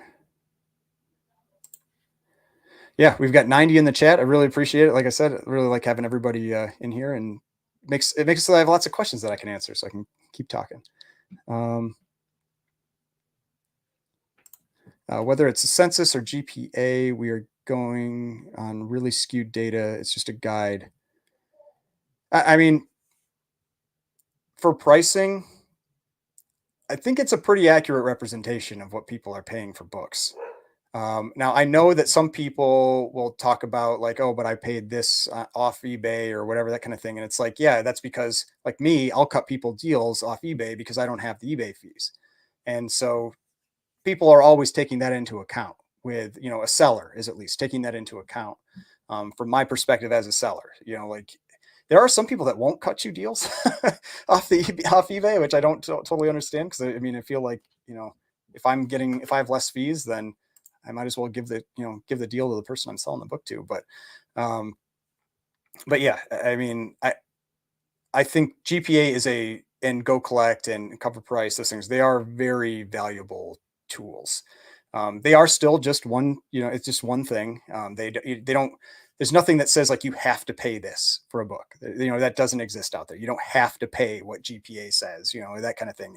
Especially when you're talking about either books that are rare or books that are rare in grade.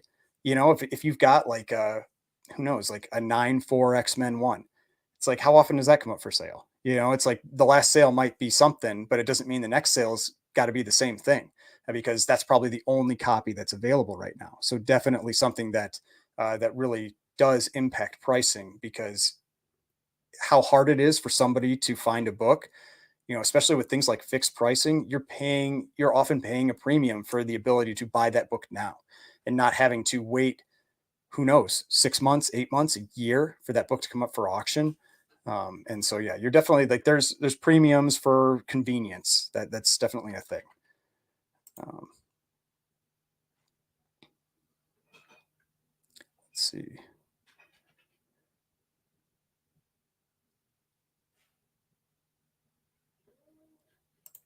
I'm not sure what this means. CPR sounds like a sense of entitlement to me. I don't claim to know more than CGC, nor are we entitled to the grade we want.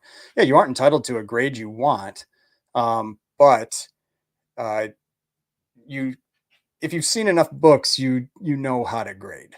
Like what a book in general should get, and that's why, like, when you watch certain channels, like if somebody's doing, they're like, oh, I thought this was going to get a 9.0 and they get a 9.0 or an 8.5 or a 9.2, or, or they thought it would get a 5.0 and it gets a 5.0 or a 5.5 or 4, like people are generally like, if you've seen enough books, people know about what a book should get. And so that's why when you have an outlier, that's when you start to go, okay, either what did I miss, or did pressing get something out that I didn't think it would get out?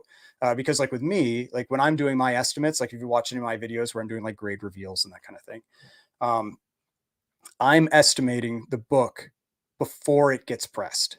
I send my books to the presser and he sends them directly to CGC. So I never see the book after it's been pressed. I've only seen it before. And so I'm like, I'm looking at it going, okay, I think this can get out. I think this can get cleaned up. And then with that, I think this is what the grade should be. And that's how I have to assess it, because I'm not getting the book back in my hands. But I still, like with that, I've seen enough books where I'm pretty confident in my grading. Um, yeah, Avengers 196 9.8 has always been on my radar. Taskmaster is a boss. Yeah, I mean I like that cover. I know some people don't like the green. I like that cover. I like solid background covers. There's something about them that always just draw my attention, and so I really like that Avengers 196. I like those solid background covers. Um, So this one, let's see what time. Yeah, that one looks like this probably passed a while ago. But there's a Tumatera 1530 ending in 45 minutes. Yeah, I mean, that's a big book. I don't know offhand what the price is for a 3.0, but 4K sounds a little low. Like it would probably go higher. But that looks like that would have ended already. Let's see here.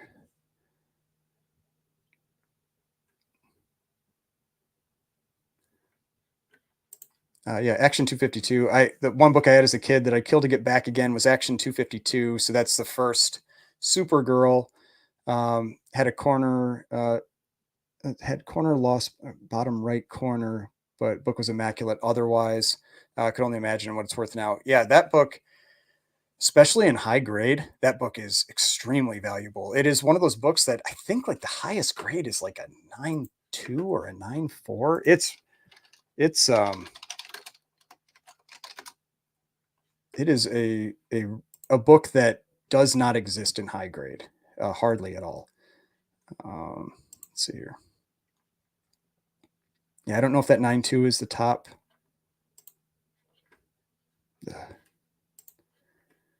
CGC.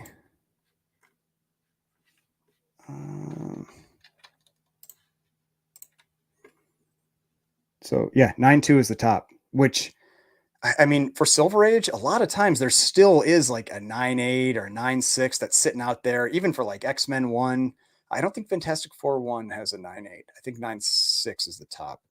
But it might be a 9.4. I don't remember for sure. But like, yeah, having just the 9.2 as the top, it's one of those things that makes me nervous too. Like if you got this one and then all of a sudden a 9.4 pops up in a collection and somebody grades it, gets a 9.4, then you're just like, oh my gosh. It's like now like because the top of census that you get a premium for top of census. And so that's definitely something where it makes me nervous when top of census has that much room above it. There's somebody that watches the channel that was talking about that recently, that where there was a like an early All Star comics that they had bought, and I think it was top of census or something, and it was like an 8.5. And then the Promise collection came out, and there's like a 9.6 or something like that out there now. It's just like you never know like what collection is sitting out there that might end up just like crushing that grade. Um,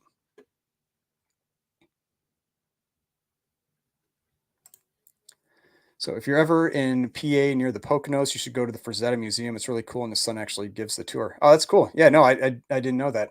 I'll have to make a mental note of that. Yeah, I follow the like Frazetta girls on that's their name they go by on Instagram. I think is it Sarah Frazetta. I don't remember for sure is one of them, but yeah, they have some really cool stuff that they post. Um, I used to have dealers laugh at me and told me good luck when asking about a Crime 22. Finally got my copy. It took quite a long time to get a mid-grade copy. Yeah, I mean, that's one of the things that when I was doing the video with Swaggelhaus and Como Comics, we were talking about EC books, because that's an EC from the EC title, and how um, Como was saying you have a lot of really low grade books with EC, and you have those few real high grade copies because um, you have the Gaines file copies or those file copies that are out there. But in the middle, it's pretty. You don't come across mid grade, like nice mid grade copies of those books very often, and so you get a pretty big. They get expensive pretty quick, especially for the keys. Um, Oh yeah, yep, and thank you. Yeah, I was definitely happy picking up that Famous Funnies 213. It's the last one I wanted from the run. My favorite issue is still 214, the red planet background, but 213. I mean, I it took me about 2 years to put those books together. I mean, that's kind of an example of when with Golden Age, if you're trying to put together like whether it's a run or just a series of books. I mean, it's a multi-year process unless you have unlimited money. Like if you have unlimited money, um, the instant one comes up for sale, you can just buy it or bid it up, that kind of thing. Now they aren't going to come up for sale that often, but at least a few times a year. And I think the Famous Funnies maybe come up usually like in different grades, maybe about 8 to 10 times a year per issue. And so you can get a copy, but it's all about being able to get a copy at a price I can afford and all of that too.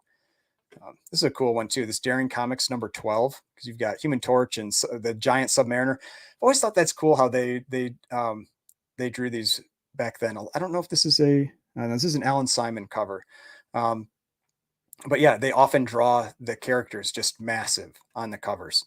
But I had this one estimated at 2,200, and it's already at 2,880. So pretty solid sale for that book. But yeah, 7.5 is, I mean, it's a nice grade. 7.5 is a very nice grade for Golden Age. Let's see. Um, so Chad, Crime 22 and Shock 6 and Vault of Horror 35 are my unicorn books. I was so close to getting Vault 35 until Swaggelhaus sniped me. So you must have been bidding on that on the 1.0 that he got from, I don't remember if it was Comic Link or Comic Connect that he bought that. That really is a stunning 1.0. That book looks incredible. It just has full split spine. I mean, it's just like, or actually, I think he said it's not even full split. I think it's still partially connected at the top. But I feel like it should have been a 1.5, but it's brittle pages, and so you don't really want to risk too much with it, depending on what the brittleness is.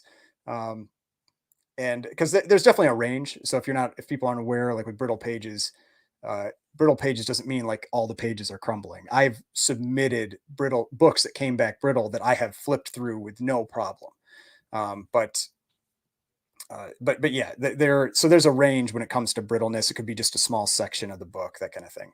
But yeah, that book is his 35 is stunning. I mean, it probably like it looks probably like a 7.0, something like that, but it's a 1.0 with that. But yeah, no, I I don't know if I should feel bad or what, but like I've definitely turned him on to the golden age stuff, so. But I was joking on one of his videos that I would that I'm trying to get his whole back wall turned into golden age golden age books.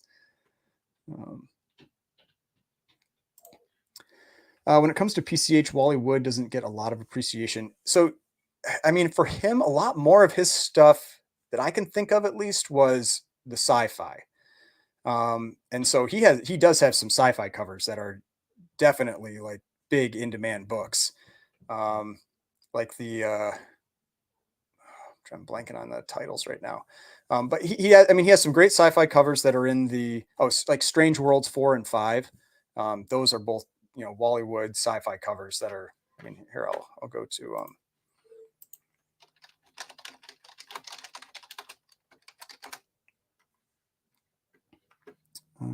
yeah, so here's Strange Worlds number 4. I have a couple copies of this one, actually. One of them is a keeper book for me, but just awesome Wally Wood cover. And then Strange Worlds 5 is actually probably my favorite cover from the run, is this one here. But again, and it's got that solid background. I love the solid backgrounds. But yeah, it's like sci-fi, good girl art type covers. And yeah, I mean, his stuff, the demand for his books does seem to be much more in the sci-fi realm. And I feel like sci-fi hasn't caught on nearly as much as the horror stuff yet. Eventually, it might, but right now, horror is much hotter in the golden age market out there than sci-fi. So I'm going to try to scroll down to catch up.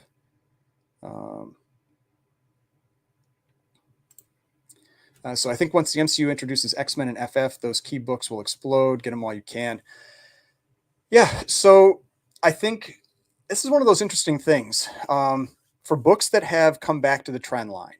Because I've seen a couple channels talk about this recently. Books that have come back to the trend line, then I think you'll likely see some spike with them. When it's books that the book is still well above the trend line, what I've seen, at least, and I think I've seen Mickey talk about this some too with Swaggle House Comics, is that you sell more copies. Like people will go out and buy, but the price isn't spiking because it's already well above that trend line. It's like it's already up at the price that would have spiked to, and so you're seeing more copies sell at that price, but not as much of a price spike. So I think it all depends, like when they're introduced, depending on what comics have corrected back to at that point.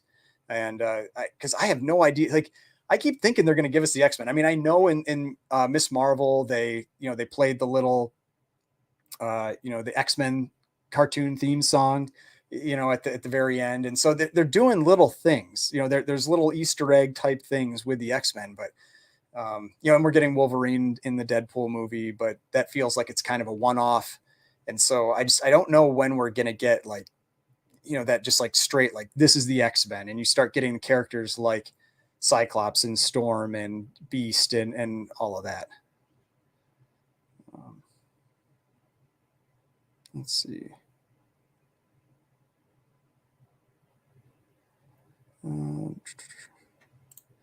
Just cracked a PGX Tomb of Terror 2, looked it over and didn't see any restoration, so fingers crossed. Yeah. I mean, the PGX books, they just, that's why they make me nervous. It's just, it's more things like missed restoration. And I've personally never owned one.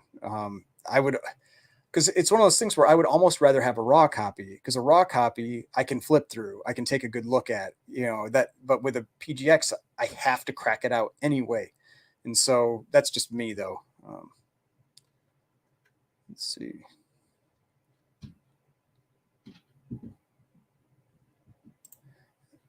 Just Preston cleaned a Marvel Superheroes 20 for a buddy, told him it would hit a 6. Yeah, I love that cover. That's for anybody that's not aware, that's the Doom cover, first appearance of Valeria Doom. Or is it Valeria Doom? Yeah, Valeria. But yeah, I think it's one of, if not the top Doom cover, especially from the Silver Age. Let's see.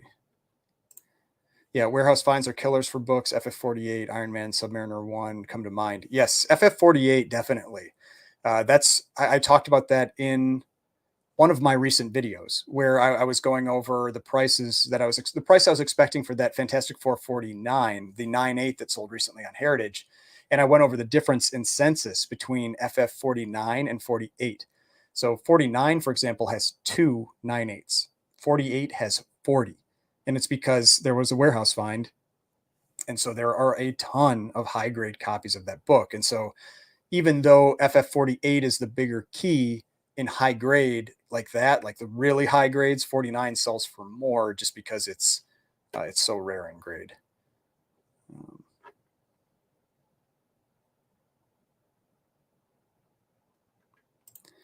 yeah, I know that really sucked about Mickey getting um, scammed by that seller.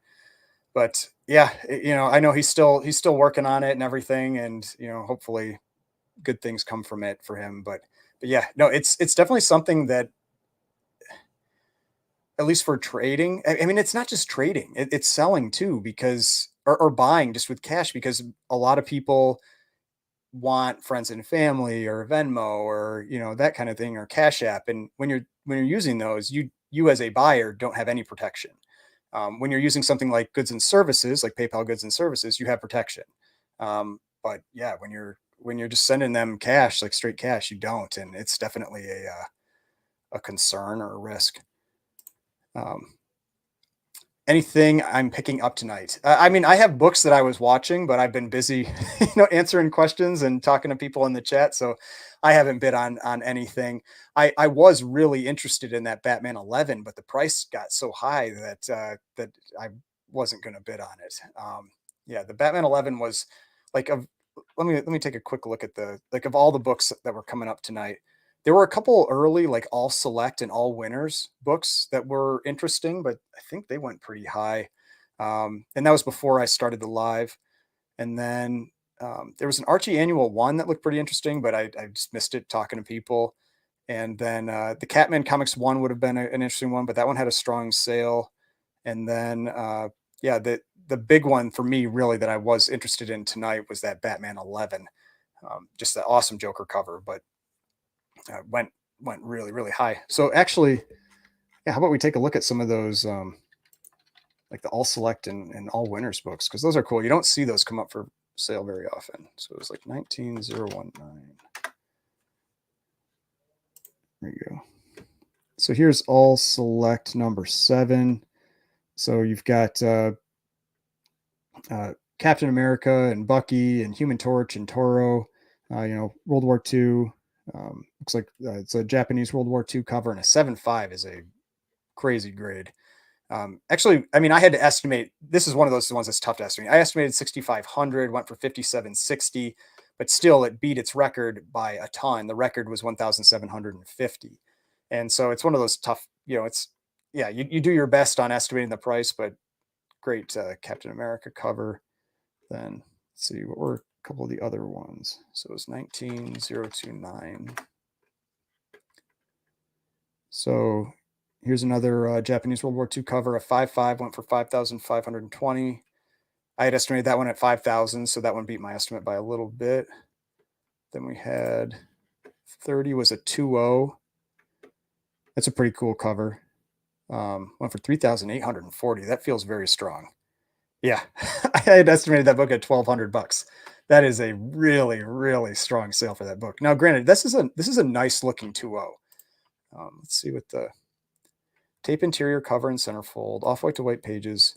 Maybe there's a lot of splitting. Yeah, it looks like there's a lot of splitting, and that's how you get nice presenting copies. Spine splits are just you've got a lot of splitting down here too. Spine splits are how you can get really nice presenting and often more affordable books, but 3840, that is a big number for that book. But let's take a look at the grader's notes. Yeah, there's a lot going on. Bottom spine, small piece out, center back cover stain, full center spine tape, full top cover, multiple chip out, full top front cover, small multiple piece out, interior small light cut, multiple writing, um, chews on the cover, rippling and warping, heavy spine split. Yeah, I mean, it's a 2-0. You know, like it's definitely a 2-0. But but in terms of presentation, it's a great looking book. Yeah, so that's really cool. Then let's see, what was the other one? It's 31. So here's a 5-0 of issue 15. And this one I had estimated at 2,500 and went for 3,240. So the only one that went under my estimate was that All Select 7, but the rest of them pretty strong sales. Let's see here. Let's get back to the auction. And we got some Eternals books. Oh gosh, Eternals books have just gotten just wrecked. Let's see here. So Tomb of Terror 15 ended at 5,100. FF57 always seemed like an underrated Doom cover. There's some great Doom covers in the Fantastic Four run. There really are. Congrats on the Walt Disney's Comics and Stories #1. Thanks, Mark. On another topic, what's the good fair selling price for an Ultimate Spider-Man 1 still in a polybag? I have no idea. I have no idea what that book sells for.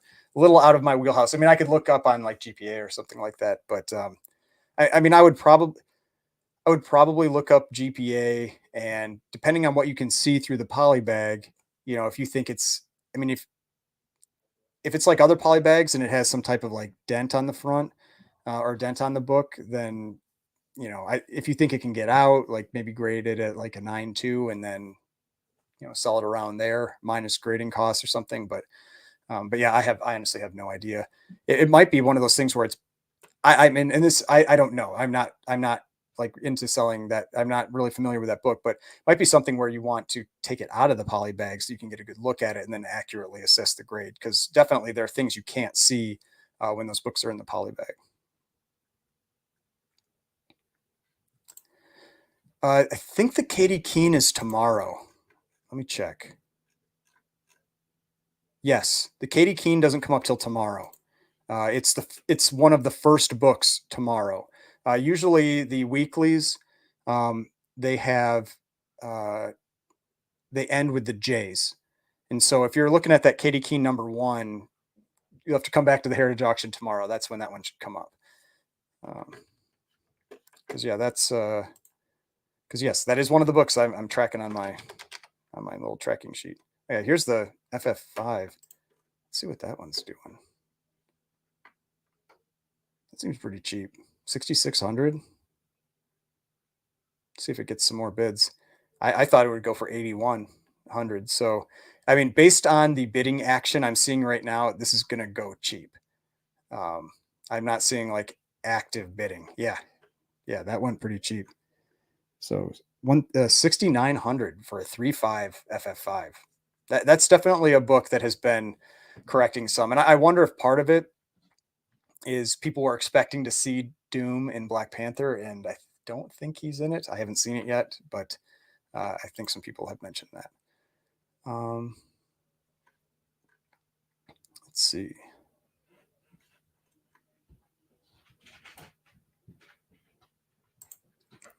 Yeah, I've seen that collection, the Stanley's Butler's collection. I can't remember if that first sold on Heritage or first sold on like Comic Link. There were a ton of books from that collection that sold maybe within the last year or two. Yeah, that Adventure Comics 283 started really, really low. Yeah, what did it end up going for? Yeah, before the auction started, it was sitting, yeah, at like 3,100. I thought it would go for 9,000. Let's see. So 19,011. Whoop.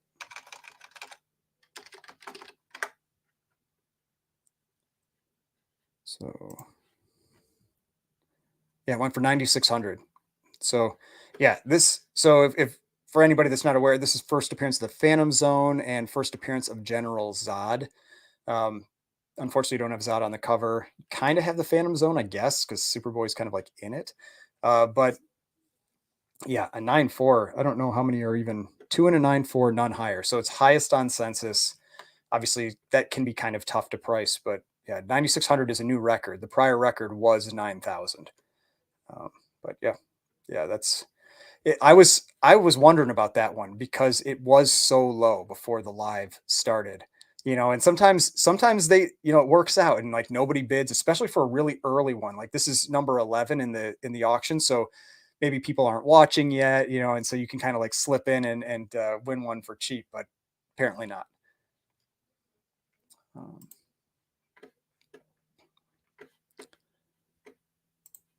all right.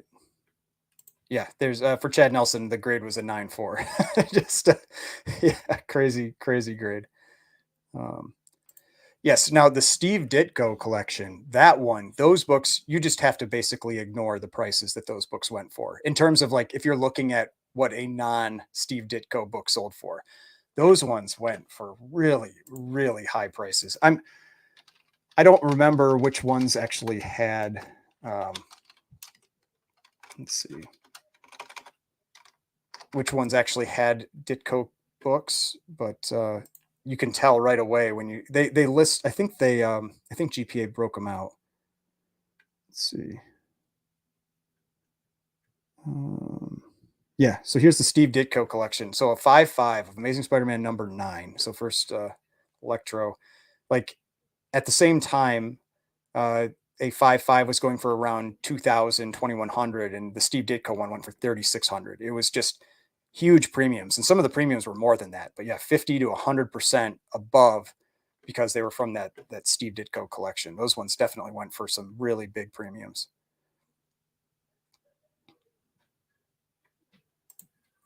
Another book that's dropping like a rock to pick up, Daredevil 168. I saw a newsstand 9.8 sold for 3,400. Normally sells north of 7,000. Yeah, that's one that I don't know why it got as high as it did.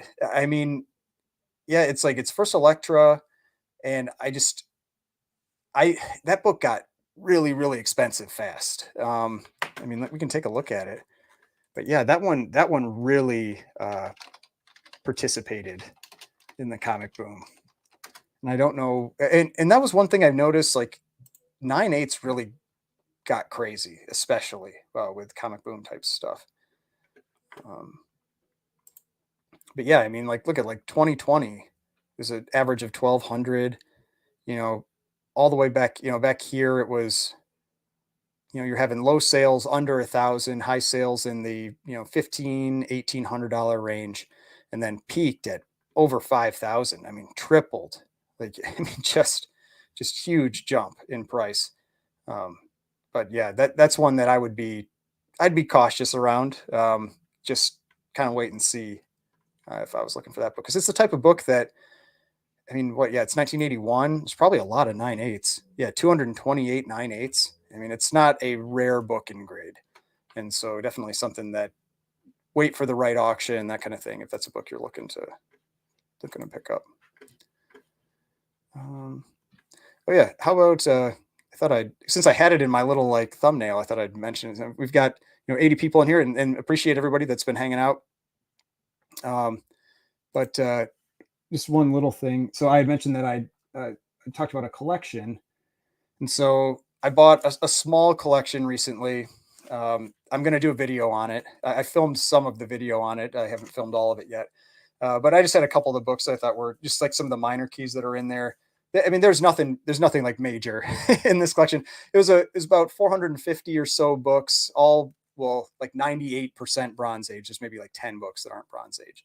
But yeah, just some kind of cool books like this one, Iron Man 120, which is the first appearance of Justin Hammer, and just a kind of like cool Submariner crossover. And then had X-Men number 164, first binary, and then X-Men 158, which is first Rogue in the X-Men title, since her first appearance is that Avengers Annual 10. And Amazing Spider-Man 195, which is the second Black Cat. First Black Cat was not in it, unfortunately. I was flipping through and it was like 192, 193, and then it was 195, and it was not in there. Then a couple number ones, like Rom number 1, Dazzler number 1. and Devil Dinosaur #1. So yeah, it's been kind of like a fun experience going through that.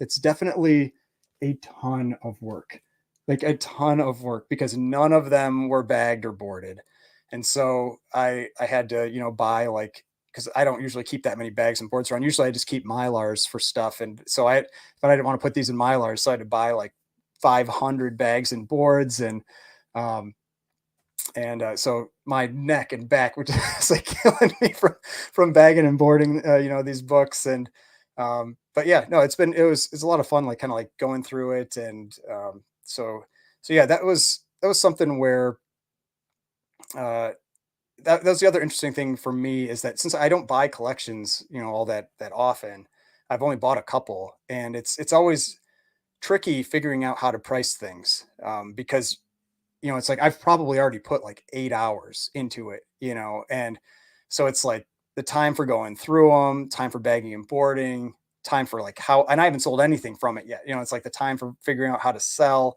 And I'm going to talk about that type of stuff in the video. But yeah, I just thought something to bring up, that I will have a video coming out pretty soon, hopefully, about buying this collection. And um, just yeah, it's an interesting process, just because you really start to get an idea what goes into it, when the bulk of you've got, because most collections, that's what it is, like the bulk of the collection is run fillers.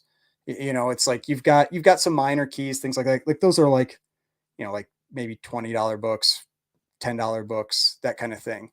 And but then the bulk of the collection is like $2 books, $3 books, like Bronze Age run filler books. And so it's like, how do you deal with selling those? And do I try to, like, is it like, do I go to a show? Is that how I want to try to approach it?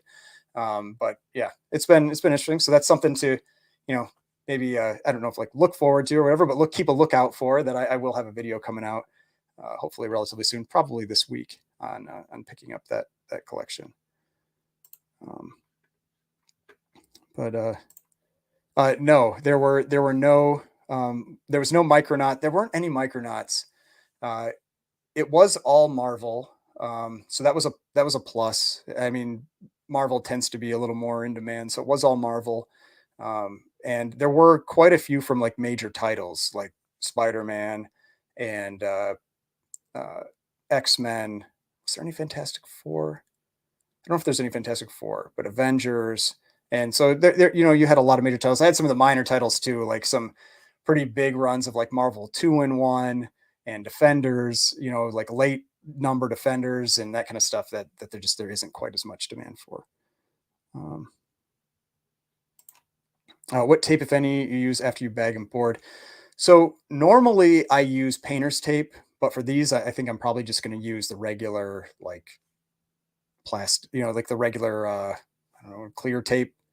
That's what I've done for those ones. I haven't taped. I've bagged most of them, but I haven't done the tape because I was just trying to like go through and like get the bagging all done as quickly as I could, and it still is hours, like hours to bag. And but yeah, I would for the tape, I just use like the clear tape, just because it's, I think, it's the quickest really for me to do. Um, Either 4 or 6 of Dazzler. That is the first. I'll have to check that out because I might have one of those. I'll check that out. That would be, and that's also been one of the interesting things for me, because like if you watch my channel, you generally know like I predominantly focus on bigger key issues, and so one of the things that's been fun for me with this is like kind of like going through and finding those minor keys, and keys that I don't necessarily deal with nearly as much, and so that's been kind of an interesting part of this. So yeah, I'll have to go check that out. Yes, I do have the Doom cover. I know I have that one. I thought that was a pretty cool cover. It's like a red Doom in the background. Um, yeah, I thought about the resealable bags, but my concern, the thing I don't really like about them is they just tend to pick up a lot of like dust and things, and they can look kind of gross in the back. But also had a lot of people like talk about how like with the resealable bags, how they've made that mistake of like setting them down on top of a book, and then you end up, when you lift it off, it like rips a strip off the book. And so that's always a concern that I've had with the resealable tapes. Yes, Scotch tape. Thank you, Chad Nelson. That's all, that's what I was trying to think of. So yeah, the clear tape is Scotch tape. Can you have tape removed off of a comic to get rid of a restored? Tape does not give you a restore designation. I have I have seen like one or two purple labels where all it has said is tape. And I'm like, I don't know what type of bad mood that person was in that day, but tape for 99.99% of cases does not give you a restored label. And so no, you don't have to worry about tape for restored labels. And I mean, I've had plenty of books with tape that are blue labels. But yeah, they're like, I remember I was talking with my older brother about that because I was like, yeah, tape doesn't give you a restored label. And he sent me this one book and all it said was tape. And I'm like, what is that? It's like, so I don't know. I don't know what type of bad day that grader was having with that tape. But yeah, you should be fine. Yeah, I thought that Doom cover, yeah, the Dazzler 3 with the Doom cover was a pretty cool one too. I've got it in a box over here somewhere. But yeah, so we've been on here for 2 hours. It's got 71 people. Auction's still going to keep going on for, man, how much longer? Let's see. If about 525 items, so probably at least another hour. So, yeah, if you're interested in any books that are coming up in the auction, make sure to go watch the auction, bid on some stuff. But yeah, I really appreciate everybody joining the chat. It's been a lot of fun, hanging out, answering questions, all that kind of stuff. And yeah, hope everybody has a great rest of their Sunday. And I'll be dropping more videos coming later this week. Thanks everybody for hanging out.